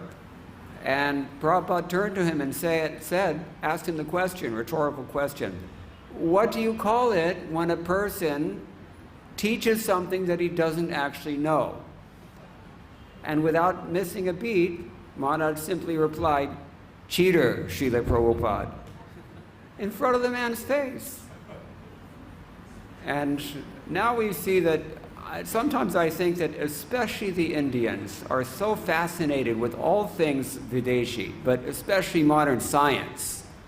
Even you hear Srimad Bhagavatam classes in which the speaker is supporting Krishna consciousness with an appeal to modern science. It should not be so. But so it's really, really impressive that Maharaj had this spirit, and he had such deep faith and conviction and dedication to Srila Prabhupada, devoted his life to that particular aspect, and others as well, as we heard already. The cultural aspect is there. It's kind of like in Manipuri dance, in all classical dance, you have the Tandava side and you have the Lasya side. So Maharaj had both of those. And we appreciate his contribution to this movement and to this world very, very much. So on this day, it's our great joy and privilege to humbly bow down at Maharaja's lotus feet, beg from him for his blessings in our own humble endeavors to become Krishna conscious. And we should all try to, in our own way, emulate his dedication to preaching Krishna consciousness very boldly in this world. Srila Prabhupada ki jai. Srila Bhaktisvarupa Damodara Goswami Maharaj ki jai. Hare Krishna. I will request our Kamala she will read an offering from our Maharaja.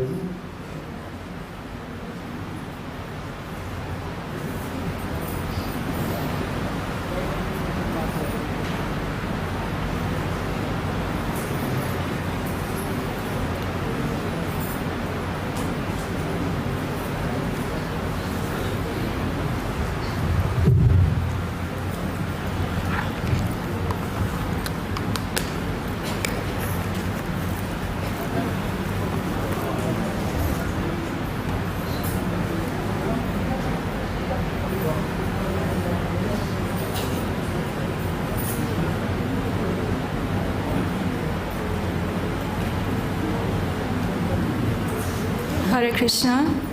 This is an offering from Mother Mahadevi. She was not able to attend personally, but she requested and sent a message to me to read for everyone. Namo Vishnu Padaya Krishna Prishtaya Bhutale Srimate Bhaktivedanta Swami Niti Namine Namaste Saraswati Deve Gauravani Pracharine Nirvishesha Shunyavadi Paschatya Desha Tarine. Whenever one thinks of His Holiness Swarup Damodar Maharaj, we can't help but remember the iconic photos of him walking along the Pacific Ocean, 12 miles from New Dwarka, with his beloved Srila Prabhupada. Prabhupada so much encouraged him to question as a scientist would do, and Prabhupada would, of course, reply with his perfect and pure descriptions of understanding science from Krishna. Prabhupada would answer every question, which inspired Swarup Damodar Maharaj to become Prabhupada's devoted follower. Prabhupada was always asking about the well-being of Maharaj and even giving funding from his own account to push on the mission of defeating the scientists. His Holiness Swarup Damodar Maharaj also brought name and fame to Manipur, delighting in highlighting the Manipur style of dancing and martial arts, which we all relished night after night for Prabhupada's 40th anniversary celebration of ISKCON Vrindavan. Maharaj himself had a distinct style of singing, and anyone could hear his deep devotion. Maharaj liked to laugh and took time to encourage devotees all over the world. One always felt the presence of Srila Prabhupada in his association. Even the princess of Manipur donated the temple on the bank of Radhakund, where His Holiness Swarup Damodar's sacred samadhi is. Even Srimati Radharani there wears her Manipuri dancing skirt sometimes. I understand there is a famous statue of Maharaj in Manipur to commemorate how much he propagated the Vaishnava culture of Manipur and the devotees living there, making Srila Prabhupada's name and accomplishments famous throughout Manipur. We look forward to honoring his disciples this evening in Krishna Hall as they offer their devotional service of their style of dance as cultural devotional arts. All glories to Swarup Damodar Maharaj and all his disciples pushing forward Srila Prabhupada's transcendental mission of Krishna consciousness. Hare Krishna. All glories to Shri Mother Devi, Mahadevi. Hare Krishna. Thank you very much. So now I request our Ishwar Prabhu.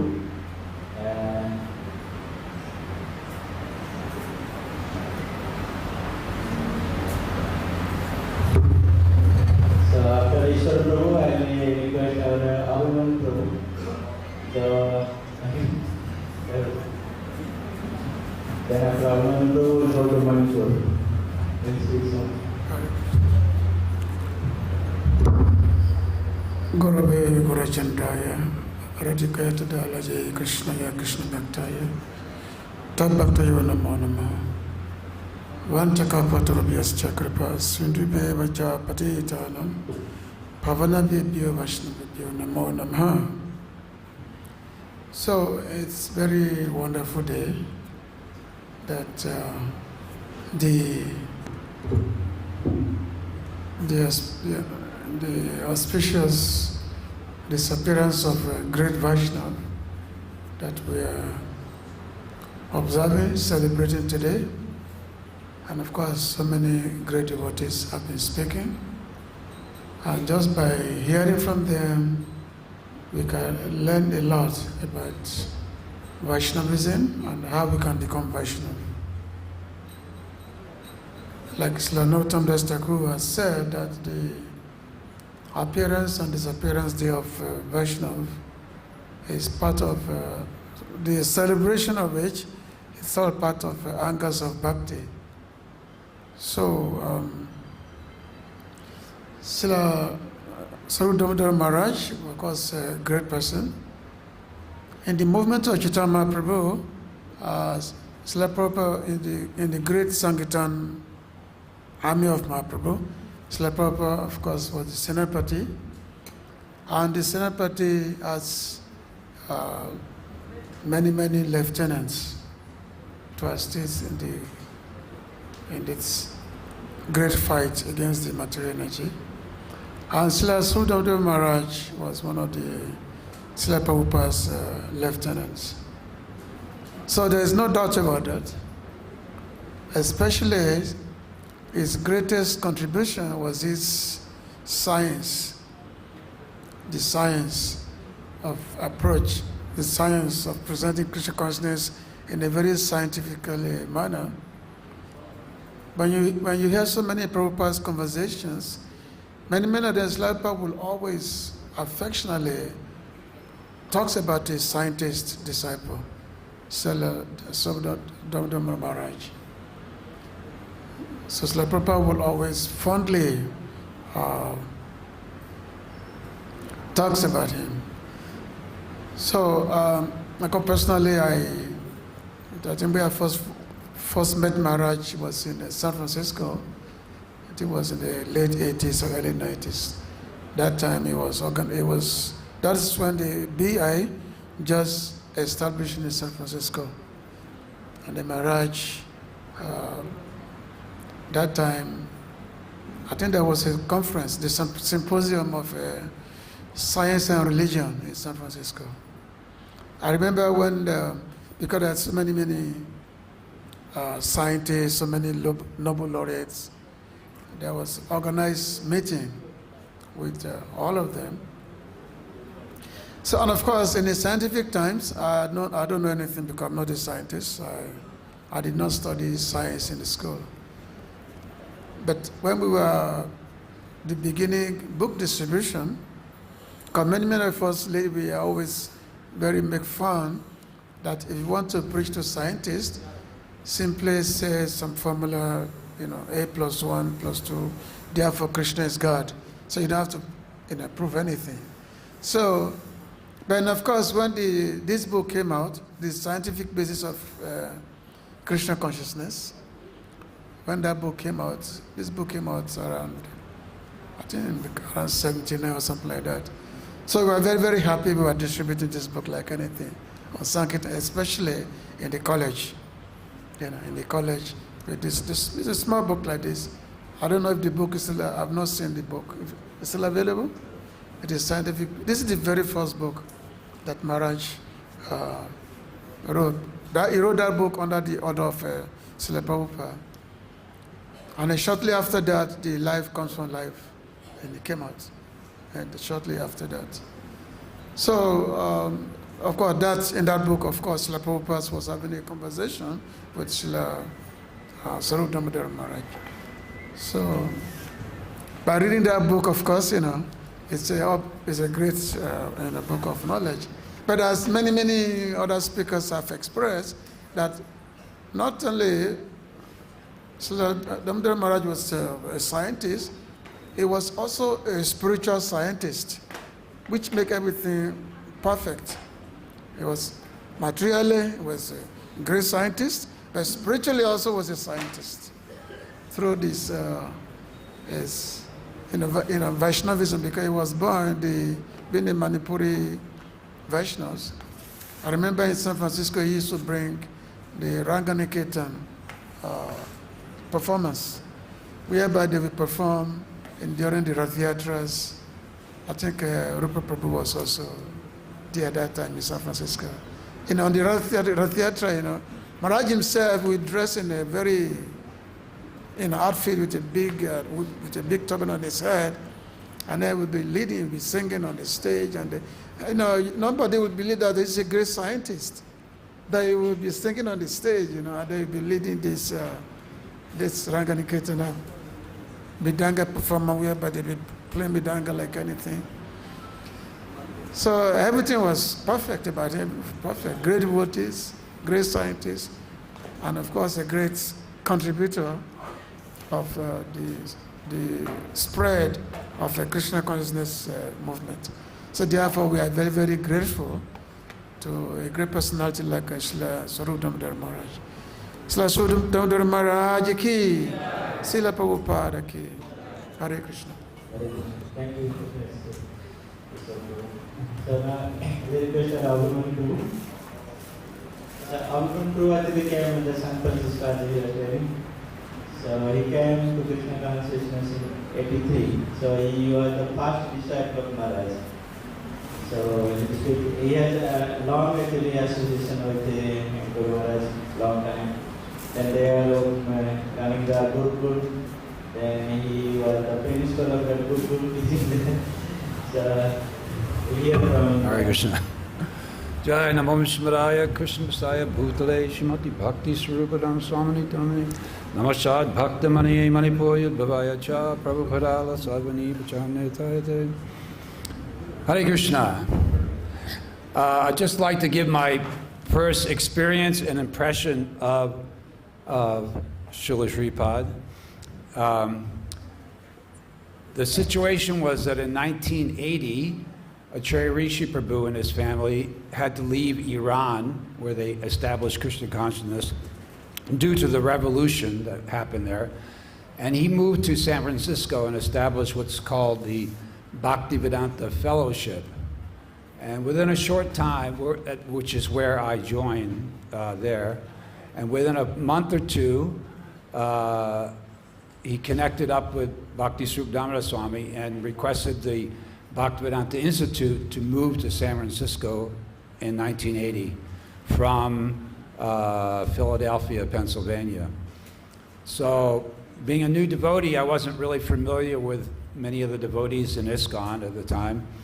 And even though I had received a book from a book distributor on the street in San Francisco, a Latin devotee named Haya, who was in a wheelchair distributing books in the streets of San Francisco. And the book I received was Life Comes from Life. So I had read that book, and then when I heard the Bhaktivedanta Institute was coming to San Francisco, and that was led by a Swami, I didn't make the connection that Dr. T.D. Singh and Bhaktisvarupa Damodara Swami were the same person. So, I didn't really understand that. So I remember when he first came to see the building, because at that time the Bhaktivedanta Fellowship had an old Victorian house, very nice building in San Francisco. So when he came, when Srila Sripad came through the door, it was like, I was kind of like shocked. I said, oh, because he's very short in stature. Actually, his height was even shorter than Srila Prabhupada. So he was very short, but he had his danda, and he had such a beautiful smile on his face, and his whole, you could say, vibration was just so joyous and pleasant. It was just like, wow, he's just like a pleasant person. The first impression was like, wow, such a happy, joyous looking person. And so that evening in the temple, he gave the Bhagavad Gita class, and he started the class by singing a bhajan, a song called Bhajahu Remana. So when he first, he has a Manipuri style of the playing the kartal sideways, clink, clink, clink, clink, like that, right? Which I had never seen before. I thought that was really cool, And then when he opened his mouth and sang Bhaja, it was like, wow, it was like I never experienced a voice like that, so strong and so pure. It just really touched my heart to hear that kirtan. And then, of course, he explained the kirtan, and in all his explanations, and we saw in this even lecture that we heard before, that when he's describing anything, whether it's science or philosophy, he has a kind of like always a joyous expression. He always interjects laughter, and he's such a personality that always exudes happiness, really, and you really sense that when you meet him. And so after the class, and also during his classes, he would always describe his activities with the BI preaching around the world and what he had done and where he had been, who he had spoken to. So I was very impressed, And then after the class, Oh, so he was saying how he wants to expand the BI and do the preaching in San Francisco area to all the universities. So it made me very inspired to want to help him in any way I could. So after the class, I went up to him and introduced myself, and he was, he was just so very personable that you just felt like, wow, he's talking to me. He's like, I'm a nobody, and I just felt very honored actually to that he even spoke to me. And I mentioned how I would help him, distribute posters or whatever he needed to do for the preaching programs that he had planned to set up in the universities. And he was so, how do you say, so happy to hear that. And so, he was just so personable and just friendly person that you just couldn't help but like him as a person. And at the same time, you feel honored that he's even speaking to you, So it was very, really good impression. So as time went by, eventually I took initiation in 1982. As a matter of fact, at one point, when I was as Bhakta Avery, I was in the temple, and I was called into the office. And I walked in the office, and there was Acharya Rishi and Bhaktisvarupa Swami sitting there. And they said, well, Bhakta Avery, we think you should be considering initiation. We think you're ready for that. And accepting a guru. So I looked at him, I said, you're both my gurus. And they Acharya Rishi kind of denied that. I'm not a guru. And Sripad just kind of smiled. And they said, well, that's okay, but we can recommend somebody for you. So they each recommended a different, because at that time there were only 11 gurus in ISKCON. So they each recommended somebody. And at the same time, Srila Sripad said, well, you can also take our recommendation, or you can just wait. He said, I have some boys in Manipur that are also waiting.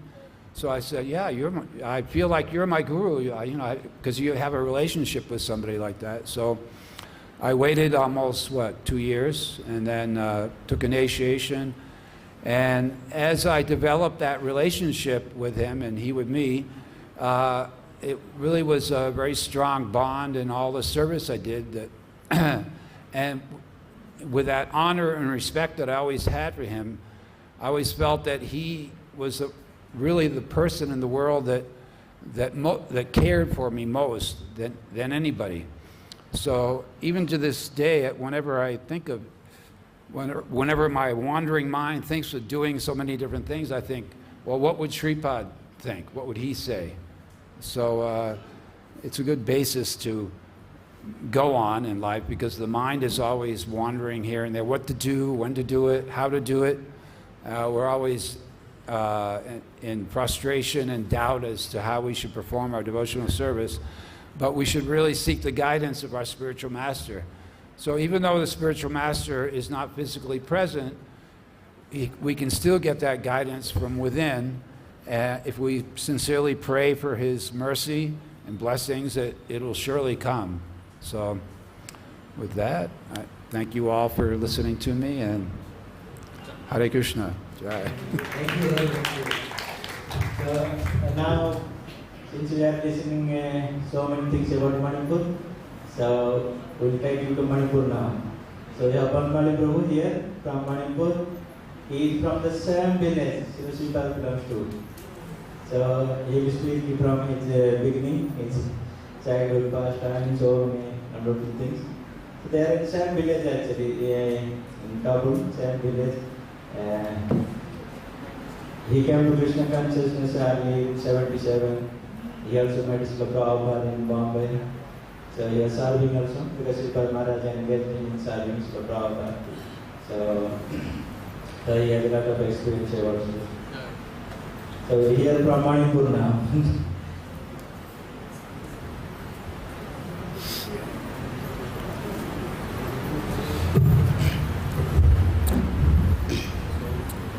Omigyanatimirandasya Gyananjana Shalakaya Chakshurmilitam Yen Tasmai Shri Gurave Namo Vishnu Padaya Krishna Pristaya Bhutale Srimate Bhaktisvarupa Damodara Swami Namini Namasad Bhaktamanai Manibud Bhavayasha Prabhupada Lashadbani Prasaraniyatayati Namo Vishnu Padaya Krishna Prestaya Bhutale Srimate Bhaktivedanta Swami Namini Namaste Saraswati Devi Gauravani Prasarini Nirvishesha Sunamadi Pashatati Satarini Krishna Chaitanya Prabhu Nityananda Sri Dvaita Gadadhar Shivasadi Gaura Bhakta Vrinda Hare Krishna Krishna Krishna Hare Hare Hare Rama Rama Rama Hare Hare Hare Krishna.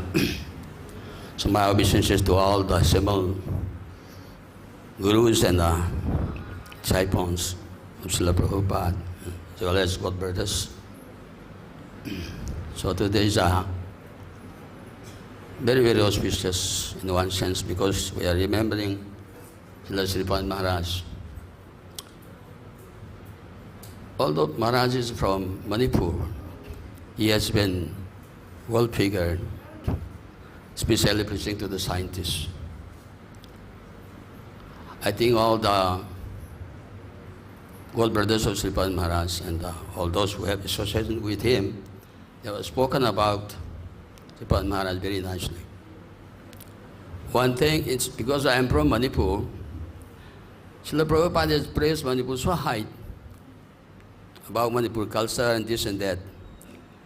But the condition in Manipur is all of these disciples and all this, they are knowing, but it is not like this now, because of the revivalization group, which was very strong in Manipur. That's why on 2006, there was a bomb blast there. And the center, this group is very, very strong now, because they are supported by some, it's called underground groups now. And one thing is that Sripad Maharaj, they had, even though he's a world figure, in Manipur, because of the difference in religion, they just figure out Maharaj to be a different way. That's why all these young people in Manipur, young boys and girls, almost, they are not so much appreciation of Maharaj. So I'm very much concerned about it, because Krishna consciousness and Maharaj, they are very much related. So I was very much worried about this, because in Manipur, if this system, this type of conception is there, then in the future it will be very difficult for it's going to survive also. So in 2020, on the 14th of this Maharaj's disappearance, I wrote an article to the local news describing about Maharaj, very shortly. And at the end of the article, I said that there are many things to be spoken about Maharaj, but because the column is so small, we cannot express everything. It was written like this. And here is our friend, he's a disciple of Sripad Maharaj. His name is Brajapan Das. He used to write articles in the newspaper. Through him, I have contact with that boy. Actually, he is from the revivalization group. But still, he said, through him, I just spoke with him, telling that even though Maharaj is people in Manipur, they think Maharaj to be just like another group of religion. But what Maharaj did is, it is different. He did so much scientific preaching. He did so much for the spreading the culture of Manipur also. So his point has to be centralized now. It has been broadcast, especially to the local people. So after that, he invited to write in the article. So now I am from 2020 onwards, I am publishing in the newspaper in the local newspaper called Shanghai Express. Shanghai Express. This has circulation about 35,000 copies every day. So every Sunday I am writing an article. From I think 2020, I think December, I started this is from the beginning of Maharaj's life, from his childhood. Because many people, even though there are many disciples of Sripad Maharaj, we are not writing anything about Maharaj. So this will come in the book form. So in the beginning of that article, short, I request that because Maharaj is a multifaceted personality, you know. He's a religious preacher, he's an artist, he's a poet, he's a singer, everything, you know. So I call the article as multifaceted personality. I don't say Sripad Maharaj, because when we say Sripad Maharaj, they may have some another feeling, you know. So I just put the article as multifaceted personality, and that described about the biography of Sripad Maharaj. So it is continuing now. It has come to the 85th this publication. Recently, on the 2nd of this October, no, on Sunday, no, that article also. I have brought the article. I have left it there in Radhakund. Tomorrow I will show it. And also one request is that actually in Manipur there is a place called INA, Indian National Army, you know, where the statue of Netaji Subhash Chandra Bose is kept. In that building, about Netaji Subhash Chandra Bose, everything will be there. Whatever, he came to Manipur, he had all this war with the Indian and this and the Japanese together, you know. So everything can be seen there, you know. So recently I am thinking that because, of course, Maharaj is from Manipur, his birthplace is Manipur, especially Tobul, you know. In that area, we have a small place, about 30 points of land, belong to Maharaj. So in that area, we have some small place, and through that, we are planning to have already one Maharaj, a small hut is there, where we are keeping that some Maharaj photo. And through our devotees this discussion, that the murti that we have there in Radhakund now, earlier, before this Asta murti, it will be taken to Manipur and installed there, no? Especially to that place. No? So we are planning that in that area, we will be building one building, a small building, where the pujari can come. Pujaris can come, disciples of Sripad Maharaj, well-wishers, they can come to Manipur. Because sometimes in Manipur, because of BI, the ISKCON, all these things, you know, some conflict is also there. But in the place of Maharaj, in the birthplace, there will be no restriction. Anybody can come. Well-wishers, then devotees, Sripad Maharaj disciple, Prabhupada disciple, whoever wants to come. So we are trying to do that. No? So actually, development of Manipur, I feel this is also one of the projects of Sripad Maharaj. The Prabhupada also. Because Prabhupada is very nicely said that Manipur should be the first Vaishnava state, scientific Vaishnava state in the world. So every year, whenever I come here, I request the devotees, especially Atmanivedan Maharaj was saying that he was always crying for the devotees to come to Manipur. You know, so, but somehow, because of the far away, because there is no facility, it is very economically not very rich. So people may have some other things, but at least please give your goodwill so that we can develop this place of Maharaj. In that area, I'm thinking that because after some time in Manipur, if we had not kept this thing there, then Maharaj would not be known there in Manipur, in his birthplace, no?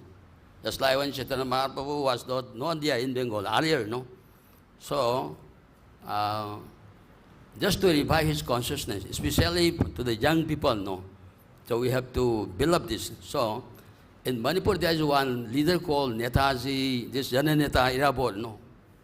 He was not known earlier, no? But through propaganda and all the cooperation of these young people, no? He's well known, no? In 1 month also, they are doing this celebration for 1 month, no? So, we are also thinking that actually when Maharaj's glory is spread, the glory of ISKCON is also will be spread in Manipur.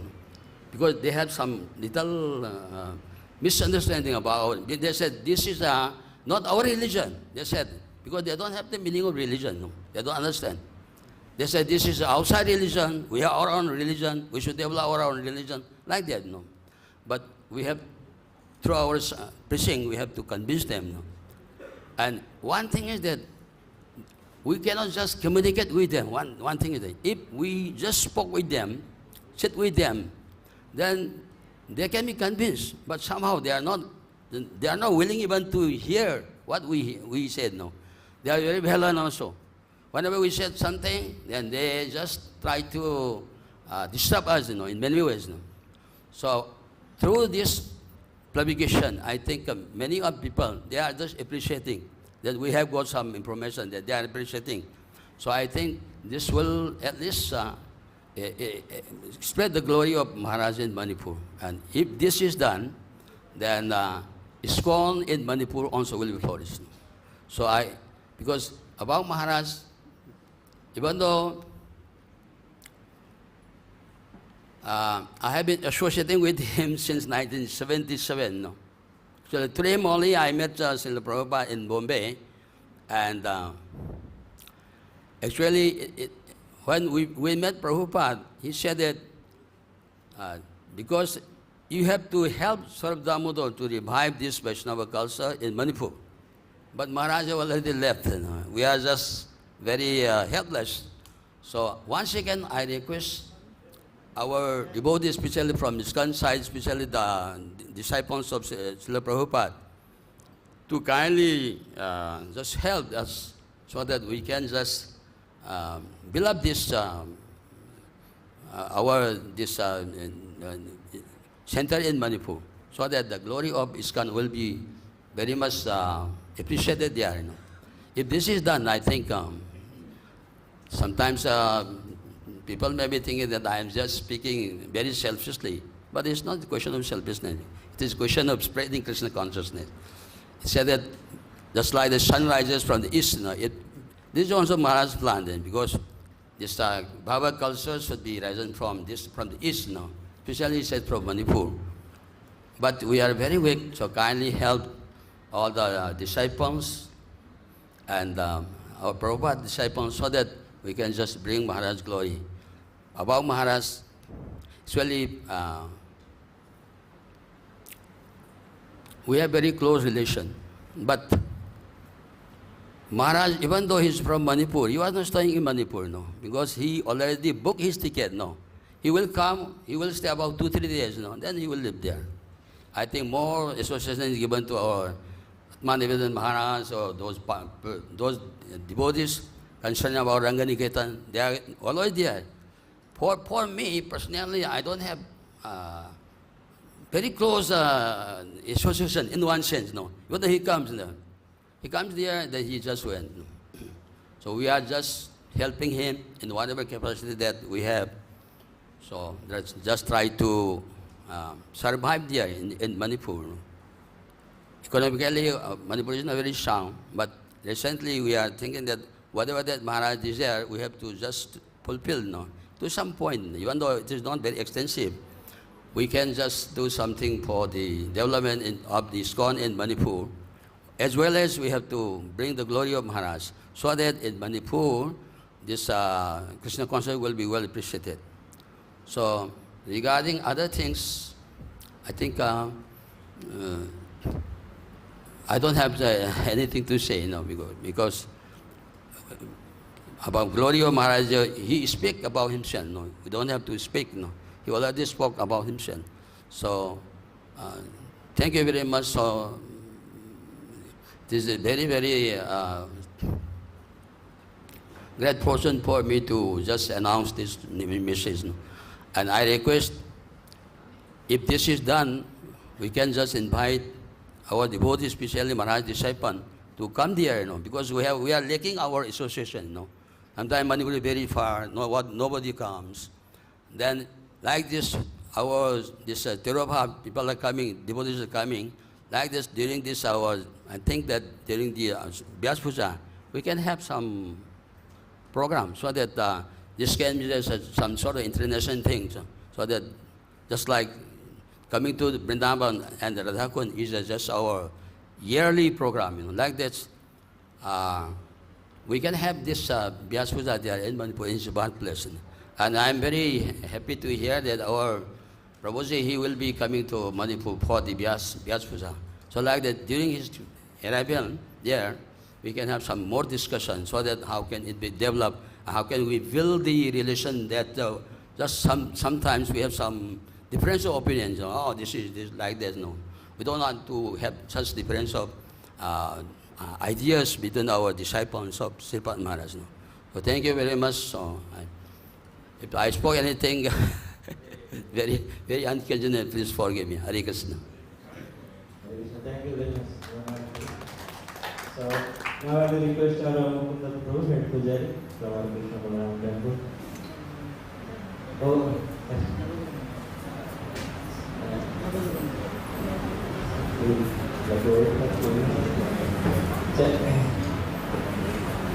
Healness, now Govind Maharaj ki.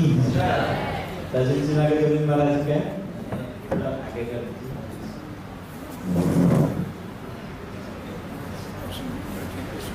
So we are great fortune actually here. I requested the student morning to Maharaj.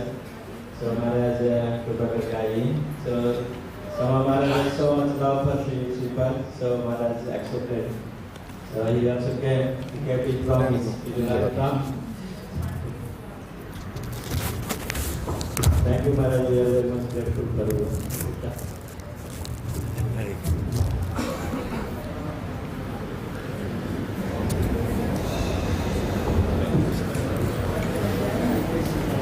Hari Bol. How much of time you are giving him? 5, 6, 7 minutes. 7 minutes. 7 minutes as well. ठीक है, आप बोलिए, अभी भोग लगा रहे हैं. अच्छा, तो 2 o'clock to program up to 2 ना? 2 o'clock lunch time. उसका पहले आधा घंटा. उसका पहले आधा घंटा आरती होगा, उसका अंदर आरती. 2 o'clock को आरती. 1:45. So I will sing first Yenilo Premandan. Okay? Then I will speak. The time is short. Hari Bol.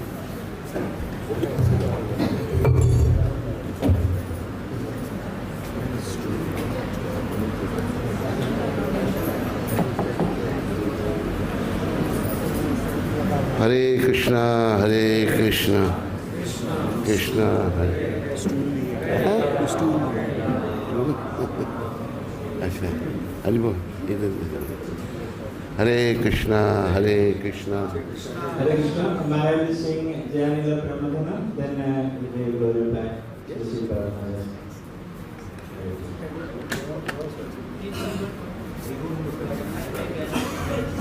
No table. Table. Huh?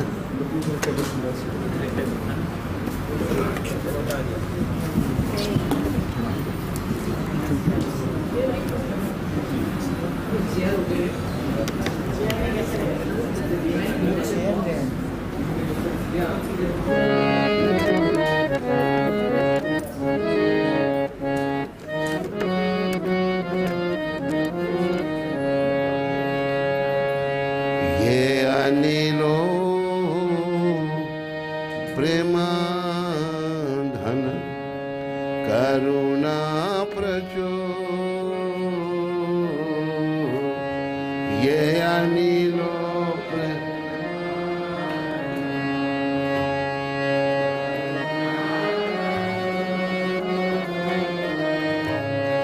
ye anilo prema dhana karuna pracho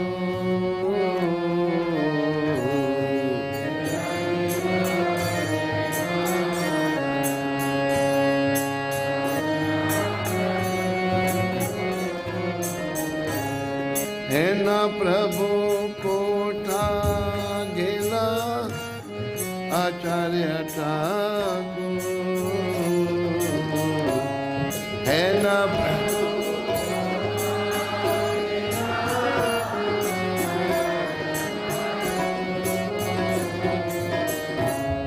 Kahamura Sarupa Rupa Kahasanata Kahamo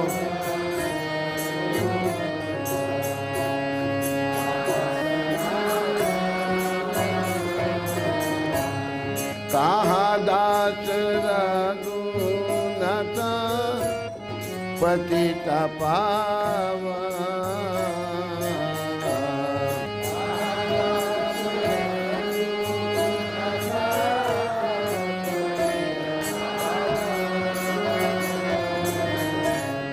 कहाँ मोरा भट युगा कहाँ कबीरा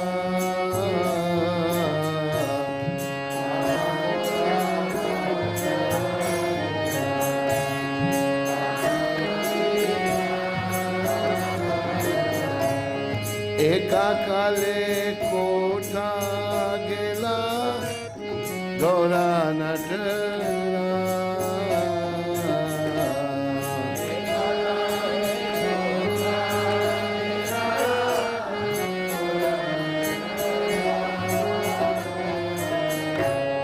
पाशाने कुटीवो माथा अनिले पाशिवो पाशाने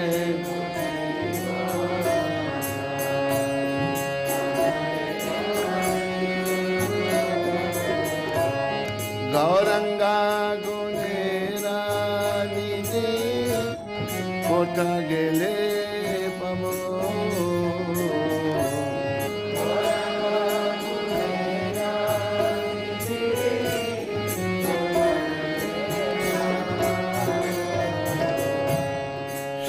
सवा संगीरा संगे ये कोई लोगिला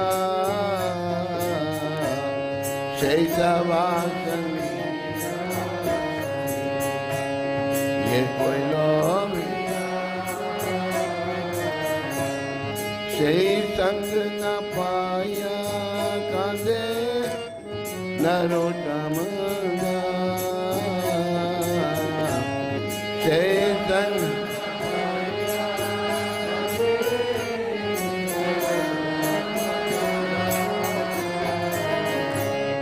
ये अनिलो प्रेमानंद करुणा प्रचुर ये अनिलो प्रेम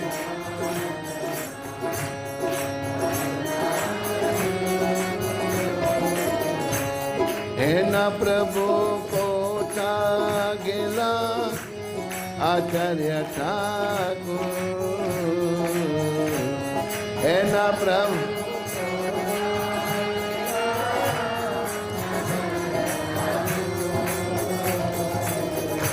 जय आचार्य ठाकुर जय आचार्य ठाकुर जय दामोदर ठाकुर जय दामोदर ठाकुर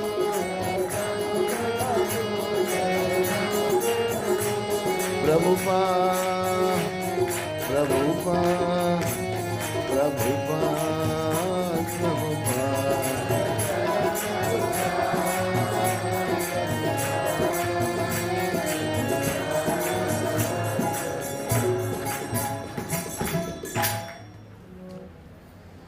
जो अपराकृत प्रेम का धन लेकर आए थे तथा जो करुणा के भंडार थे, ऐसे श्रीला श्रीनिवासाचार्य ठाकुर कहाँ गए?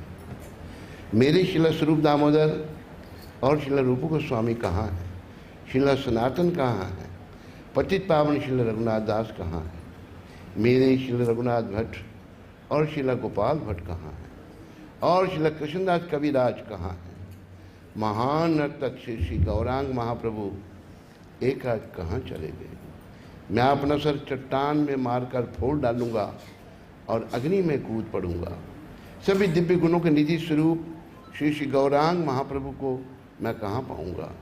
श्री श्री गौरांग महाप्रभु एवं उनके साथ लीला करने वाले संगियों का संग ना पाकर नरोत्तम दास मात्र रो रहा है। Dear devotees, brothers and mothers, today is the 16th Disappearance Day of Srila Bhaktisvarupa Damodara Maharaj. All the Vaishnavas, those who are Vaishnavas, they are good. But Srila Bhaktisvarupa Damodara Maharaj was very special Vaishnava. What was the speciality? He was a scientist and he gave up his whole life, material career in the service of Srila Prabhupada. And he was very dear to Srila Prabhupada. I have seen this, that he was very dear and Prabhupada liked him very much. Why Prabhupada liked him very much? Because at present, the scientists are spoiling the whole world.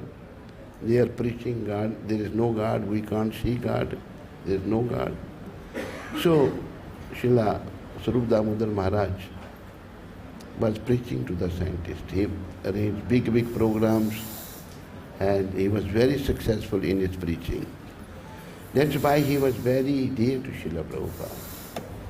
Similarly, all of you should also become dear to Srila Prabhupada by carrying on the work of your Guru Maharaj, Srila Swarup Damodar Maharaj. Whatever he was doing, you should continue that. It should not be stopped, because scientific preaching is very important. The scientists are misguiding the whole world. So if they come to the line, the world can be saved. Srila Swarup Damodar Maharaj was a great loss to the movement. There was no devotee like him. The way he was preaching. And the qualification, if someone has nothing, he gave up, he has nothing but he gave up. But he has qualification, everything. He was professor, he was PhD. He gave up that. So, this is a great sacrifice.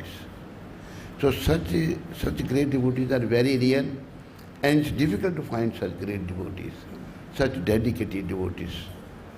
And today, 16 years back, when he disappeared, I was here, and when he was put into the Samadhi in Radhakund, I was also there at that time. So, this is the truth. We all have to leave one day.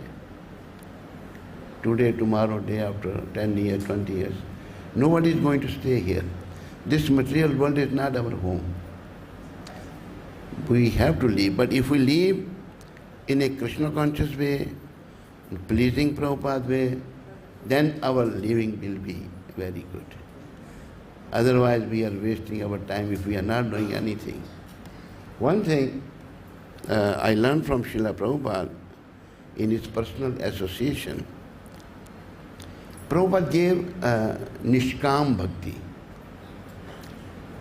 What is the Nishkam Bhakti?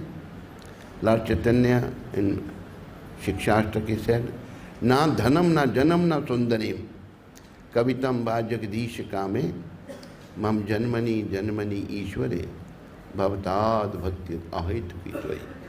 O Almighty Lord, I have no desire to accumulate wealth, nor do I desire beautiful women, nor do I want any number of followers, nor do I want to become a big orator. Then what you want? I only want your causeless devotion service. This is what Lord Chaitanya said, and this is what Prabhupada repeated. Prabhupada in his lecture used to say, I didn't bribe these boys and girls, I have nothing with me. But he has the love of Krishna. Prabhupada gave love of Krishna to the whole world, and the whole world, people from all over the world, surrender unto his lotus feet.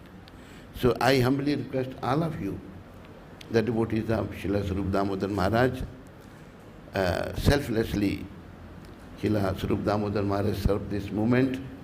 All of you should follow that. And in his lectures, Prabhupada used to say also, and it is mentioned in his books somewhere, I don't remember exactly, that some join this movement to go to abroad. Some join this movement to marry white women. This movement is not for that purpose. And Prabhupada was very particular about this point. I will repeat one quote of Srila Prabhupada. Srila Prabhupada spoke very strongly about this, our society, not existing for the purpose of sense gratification. This was in connection with paying salaries to devotees and supplying special facilities for Krishnas. Prabhupada stressed that Krishna consciousness meant Vairagya. One who was not interested yet in developing Vairagya could not be maintained by the society.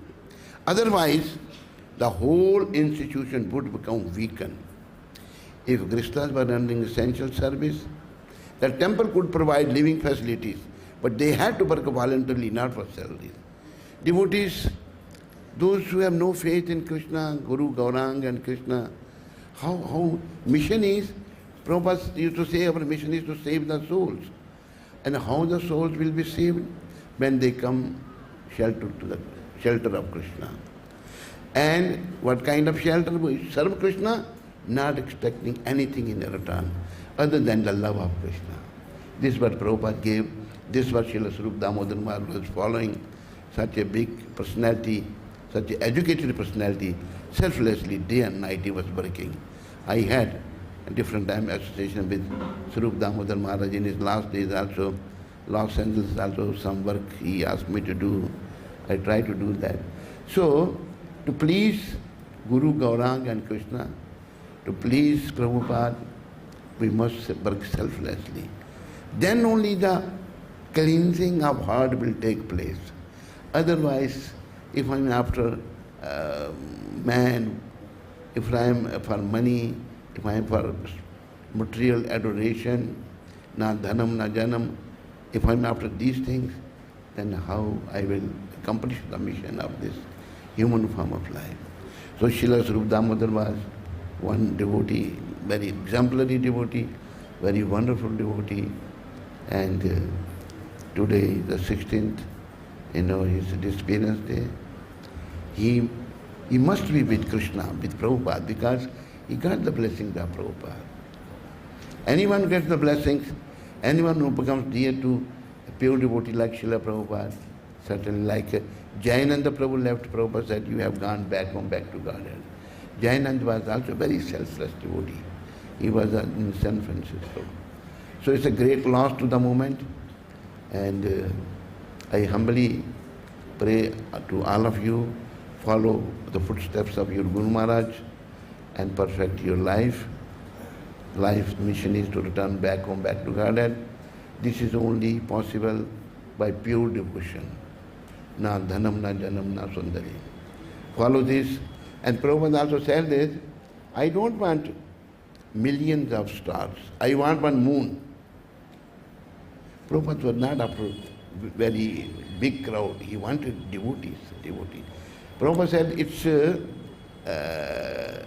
next to impossible that the whole world can become a devotee.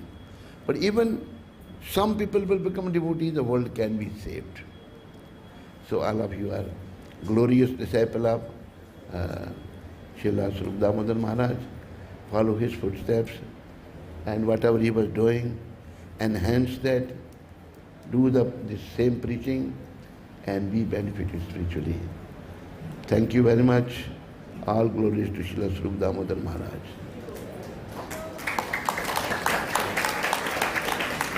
Please repeat after me. Hare Krishna. Hare Krishna. I was given only 7 minutes time, so I didn't take much of your time. Hare Krishna. Hare Krishna. Krishna Krishna. Krishna Krishna. Hare Hare. Hare Hare Ram. Hare Ram. Hare Ram. Hare Ram. Ram Ram. Ram Ram. Hare Hare. Hare. Jai Shri Krishna. Jai Shri Krishna. Chaitanya. Chaitanya. Prabhu Nityananda. Prabhu Nityananda. Shri Advaita. Shri Advaita. Gadadhara. Gadadhara. Shri Vasadi. Gaura Bhakta. Vrinda. Nama Om. Vishnu Padaya. Krishna Pristhaya. Bhutale. Srimate. Bhakti Vedanta. Swami. Iti namane. Namaste. Saraswati Deve. Gauravani. Pracharane. Nirvisesh. Shunyavadi. Paschatya Desh. Tarane.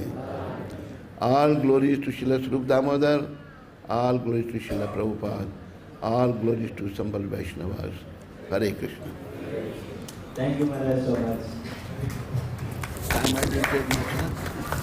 Jai Sri Bhakti Maharaj ki Jai. So now we have just going to end. So before that we have Mukundas Prabhu, our head pujari. We already prasadam has been offered. Then we are waiting just for Pushparmali and Arati. So please Mukundas Prabhu.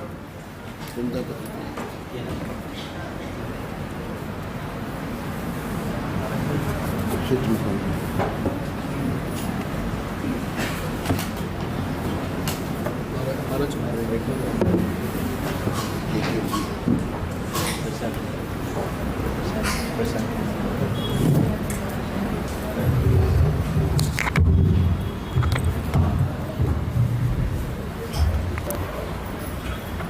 Gurave Gaura Chandraya Radhikaya Tadalaya Krishnaya Krishna Bhaktaya Tada Bhaktaya Namo Namo Namaha Vanchakalpatarubhyascha Kripa Sindhubhya Vacha Patitanam Pavanebhyo Vaishnavebhyo Namo Namaha Jai Shri Krishna Chaitanya Prabhu Nityananda Sri Advaita Gadadhara Shivajari Gaura Bhakta Vrinda Hare Krishna Krishna Krishna Hare Hare Hare Rama Rama Rama Hare Hare.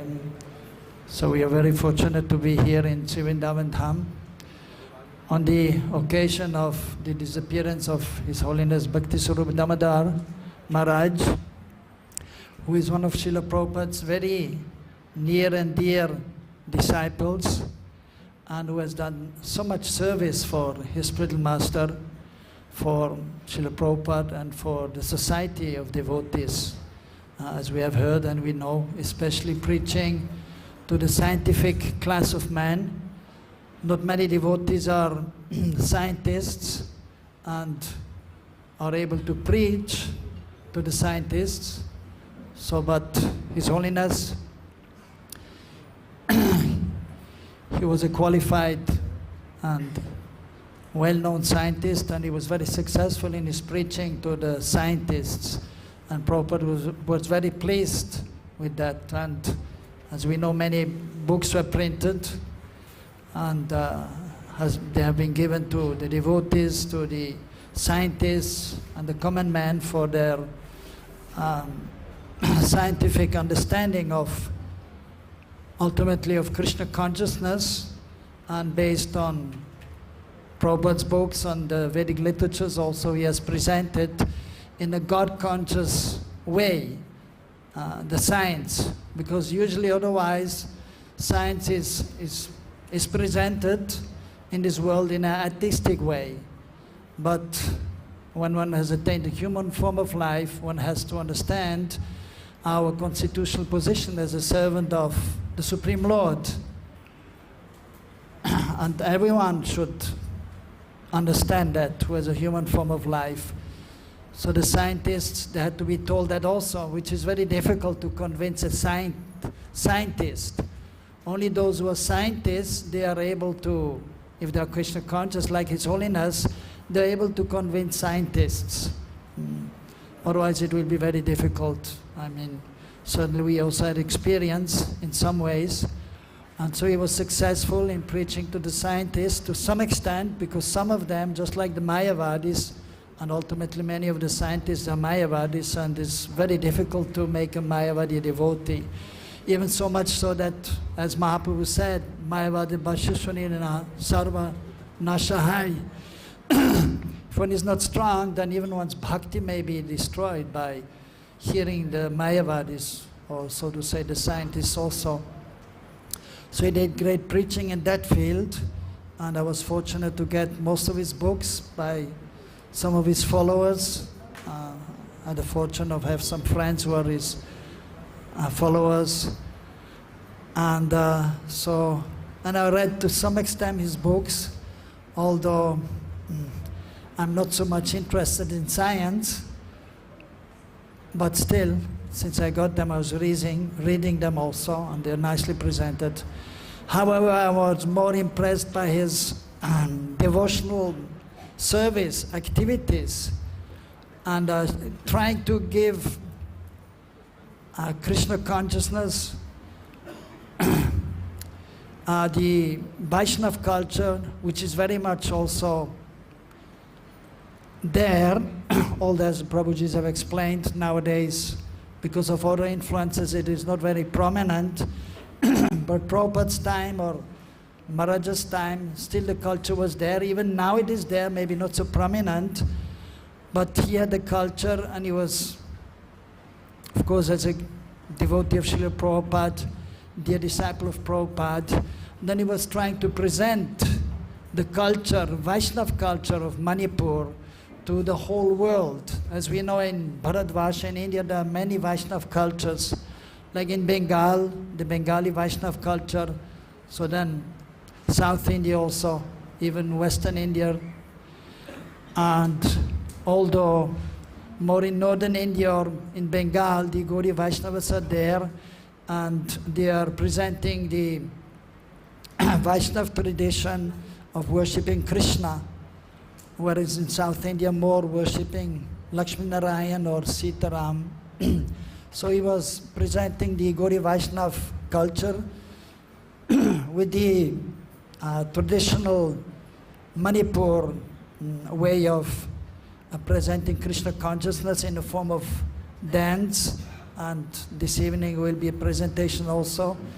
And usually whenever Maharaj used to come here, most of the time, so he used to bring some of his devotees, his disciples with him, and practically everyone does a presentation of the beautiful culture, Vaishnava culture, in the form of traditional Manipuri dance, or even the playing of the instruments, the drums, and also I believe martial arts is there, so which is still preserved, and he asked his disciples or some who joined him also who had from their culture to try to preserve that and then preach that or give that to others all over the world.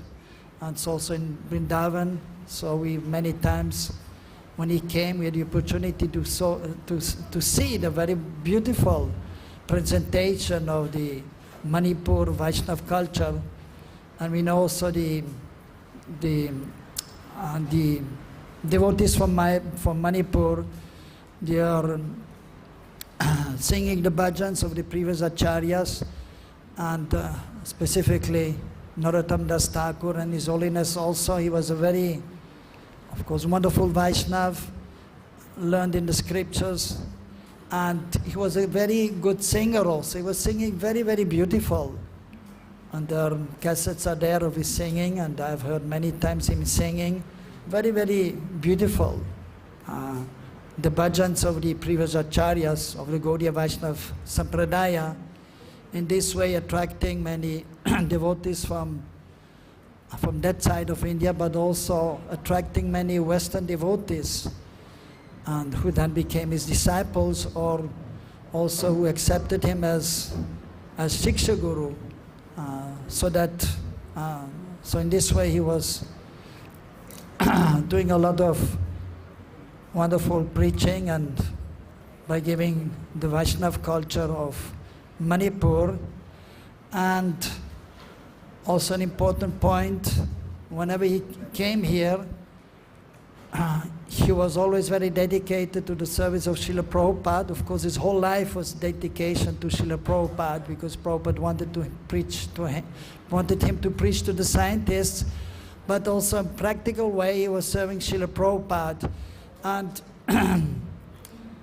every year he used to come for Srila Prabhupada's disappearance day celebrations, and he was taking part and glorifying Prabhupada. And he was always there till the end. Usually the glorification is there of Prabhupada, and then Abhishek of Prabhupada is there. And then after that, Prabhupada is brought to the Samadhi. And then usually there was an offering. And then there was a Pushpanjali there. And usually it's already late, 1:30. and the devotees all getting ready for taking prasadam. But His Holiness Bhaktisvarupa Damodara Maharaj was always there till the end, taking part in the Pushpanjali, and then usually either he was doing Artik or His Holiness Gopal Krishna Maharaj. They were changing 1 year Bhaktisvarupa Damodar and 1 year Gopal Krishna Maharaj. So he was fully dedicated in a practical way also to the service of Srila Prabhupada. Also, at one point, there was difficulty in doing the service of Srila Prabhupada at the Radha Damodar temple. The 2 rooms are there. And so then the GBC, it came to the notice of the GBC, and at that time the GBC asked different of the leaders of ISKCON, the GBCs, who were disciples also, were spiritual masters, to take care of the seva at Radha Damodar for Srila Prabhupada for at least 2 months, and in the Samadhi also actually. And so specifically he was coming whenever his turn was there to do the seva at the Samadhi for Srila Prabhupada. He used to come and he had to give a donation of a few $100. And that was because at that time already I was head pujari. I had to make sure that all the GVCs, they were coming here. If not, I had to write them a letter and ask them to come and bring the money and bring 2 disciples to help with the seva. Many times it was a big challenge, and many times the GBC or Guru was supposed to do that. He was not coming, he was coming late, or was sending only 1 devotee. So there was a big struggle, but with His Holiness, he always came even personally himself and bringing the money which they had to deposit for the seva, and he had always 2 disciples with him, and he was staying there for 2 days always, and himself he was there and introducing his disciples to the service of Srila Prabhupada so that the seva could go on very nicely. So that was very impressive to me, and so I had the good fortune of helping and being with him and do the seva to Srila Prabhupada, and I had the opportunity to sometimes speak to him, and I was very much impressed by, although he was a famous devotee in ISKCON as a spiritual master, leader, and in the material world also as a great scientist, but he was very, very humble, which is a quality of a Vaishnava. And that is, although he's having love for the Lord, but still he remains very, very humble. So he was always very humble and easily approachable. Of course, since I was serving as head pujari, I could more easily approach him, but still I could see others, they could also approach him. And he was very kind and reciprocating with all the devotees who used to come and see him. And so it was always a very nice experience to have him here, and showing by his own example how to serve Srila Prabhupada, the Lord, and the Vaishnavas. And also one time the Vyasa Puja was performed here, and there was a very nice celebration in a nearby place because there were many devotees and we didn't have much facility. And then, so we had the pictures of the whole Guru Parampara behind him. And then he was speaking also and making a point also that actually, so the celebration is there of Vyasa Puja. It is not just worship of the spiritual master, but the worship of the Guru Parampara is there. So it was, which is actually the proper, of course, Prabhupada, he also, when he was, just like Prabhupada, he established that we chant the Mangala Charan for the Pushpanjali. So for us to understand that we worship the spiritual master, but then all the previous acharyas, up to, of course, Chaitanya Mahaprabhu and his associates, and ultimately Radha and Krishna. There was a nice program, and then a nice arrangement was there for prasadam for all the devotees in the temple, and wherever there was some space for distributing of prasadam, and it was done in a traditional Manipuri style with leaf plates for all the devotees when they were sitting down, and he was telling the devotees how to serve, which preparation to serve first.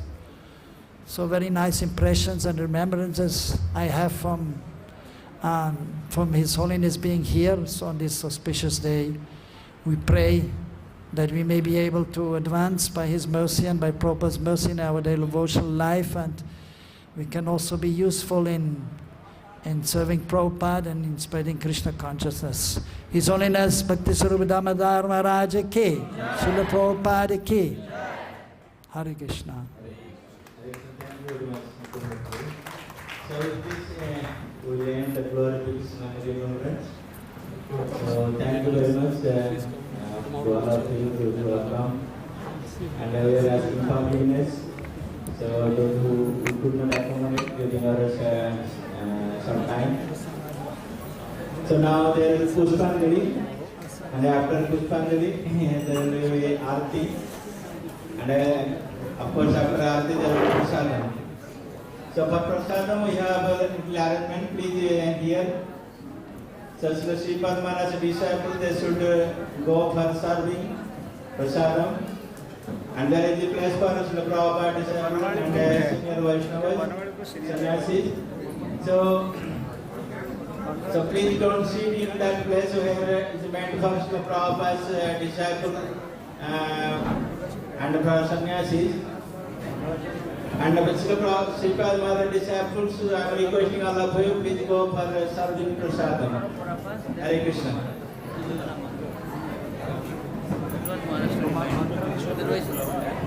So now we have Mangalacharan. Hare Krishna. So please give flower for 3 times. 3 into 3, sir? Yeah. 3 times. So 3 बार के लिए फूल रखिए, पुष्प रखिए. मंगलाचरण के बाद जब महाराज की प्रणाम मंत्र गाएंगे उसी समय में आप लोग पुष्प ऐसा पुष्पांजलि जब हम बोलेंगे उस टाइम में पुष्पांजलि देना. हरे कृष्णा. तो बांट रहे किधर तो दे लोग. ओम ज्ञानतिमिरान्धस्य ज्ञानाञ्जनशलाकया चक्षुरुन्मिलितं येन तस्मै श्रीगुरुवे नमः. श्रीचैतन्यमनोभीष्टं स्थापितं येन भूतले स्वयं रूपं गदामयं ददाति स्वपदान्तिकं वन्दयाहं श्रीगुरु श्रीयुता पदकमलं श्रीगुरुन् वैष्णवांश श्रीरूपं साग्रजातं स्वगणा रघुनाथं नितं तं सजीवं साद्वैतं सावधूतं परिजनसहितं कृष्ण चैतन्य देवं श्रीराधा कृष्ण पदां सहगण ललिता श्रीविशाखान्वितांश नमो विष्णुपदाय कृष्ण प्रेष्ठाय भूतले श्रीमते भक्ति वेदांत स्वामिनिते नामिने नमस्ते सारस्वते देवे गौरवाणी प्रचारिणे निर्विशेष शून्यवादी पाश्चात्य देश तारिणे नमो विष्णुपदाय कृष्ण प्रेष्ठाय भूतले श्रीमते भक्ति सिद्धांत सरस्वती नामिने श्री वार्षभानवी देवी दयिताय कृपाब्धये कृष्ण संबंध विज्ञान दायिने प्रभवे नमः आदोच्चोळ प्रमाढ्य कृपानुग भक्तिदा श्री गौर करुणा शक्ति विग्रहाय नमस्तुते नमस्ते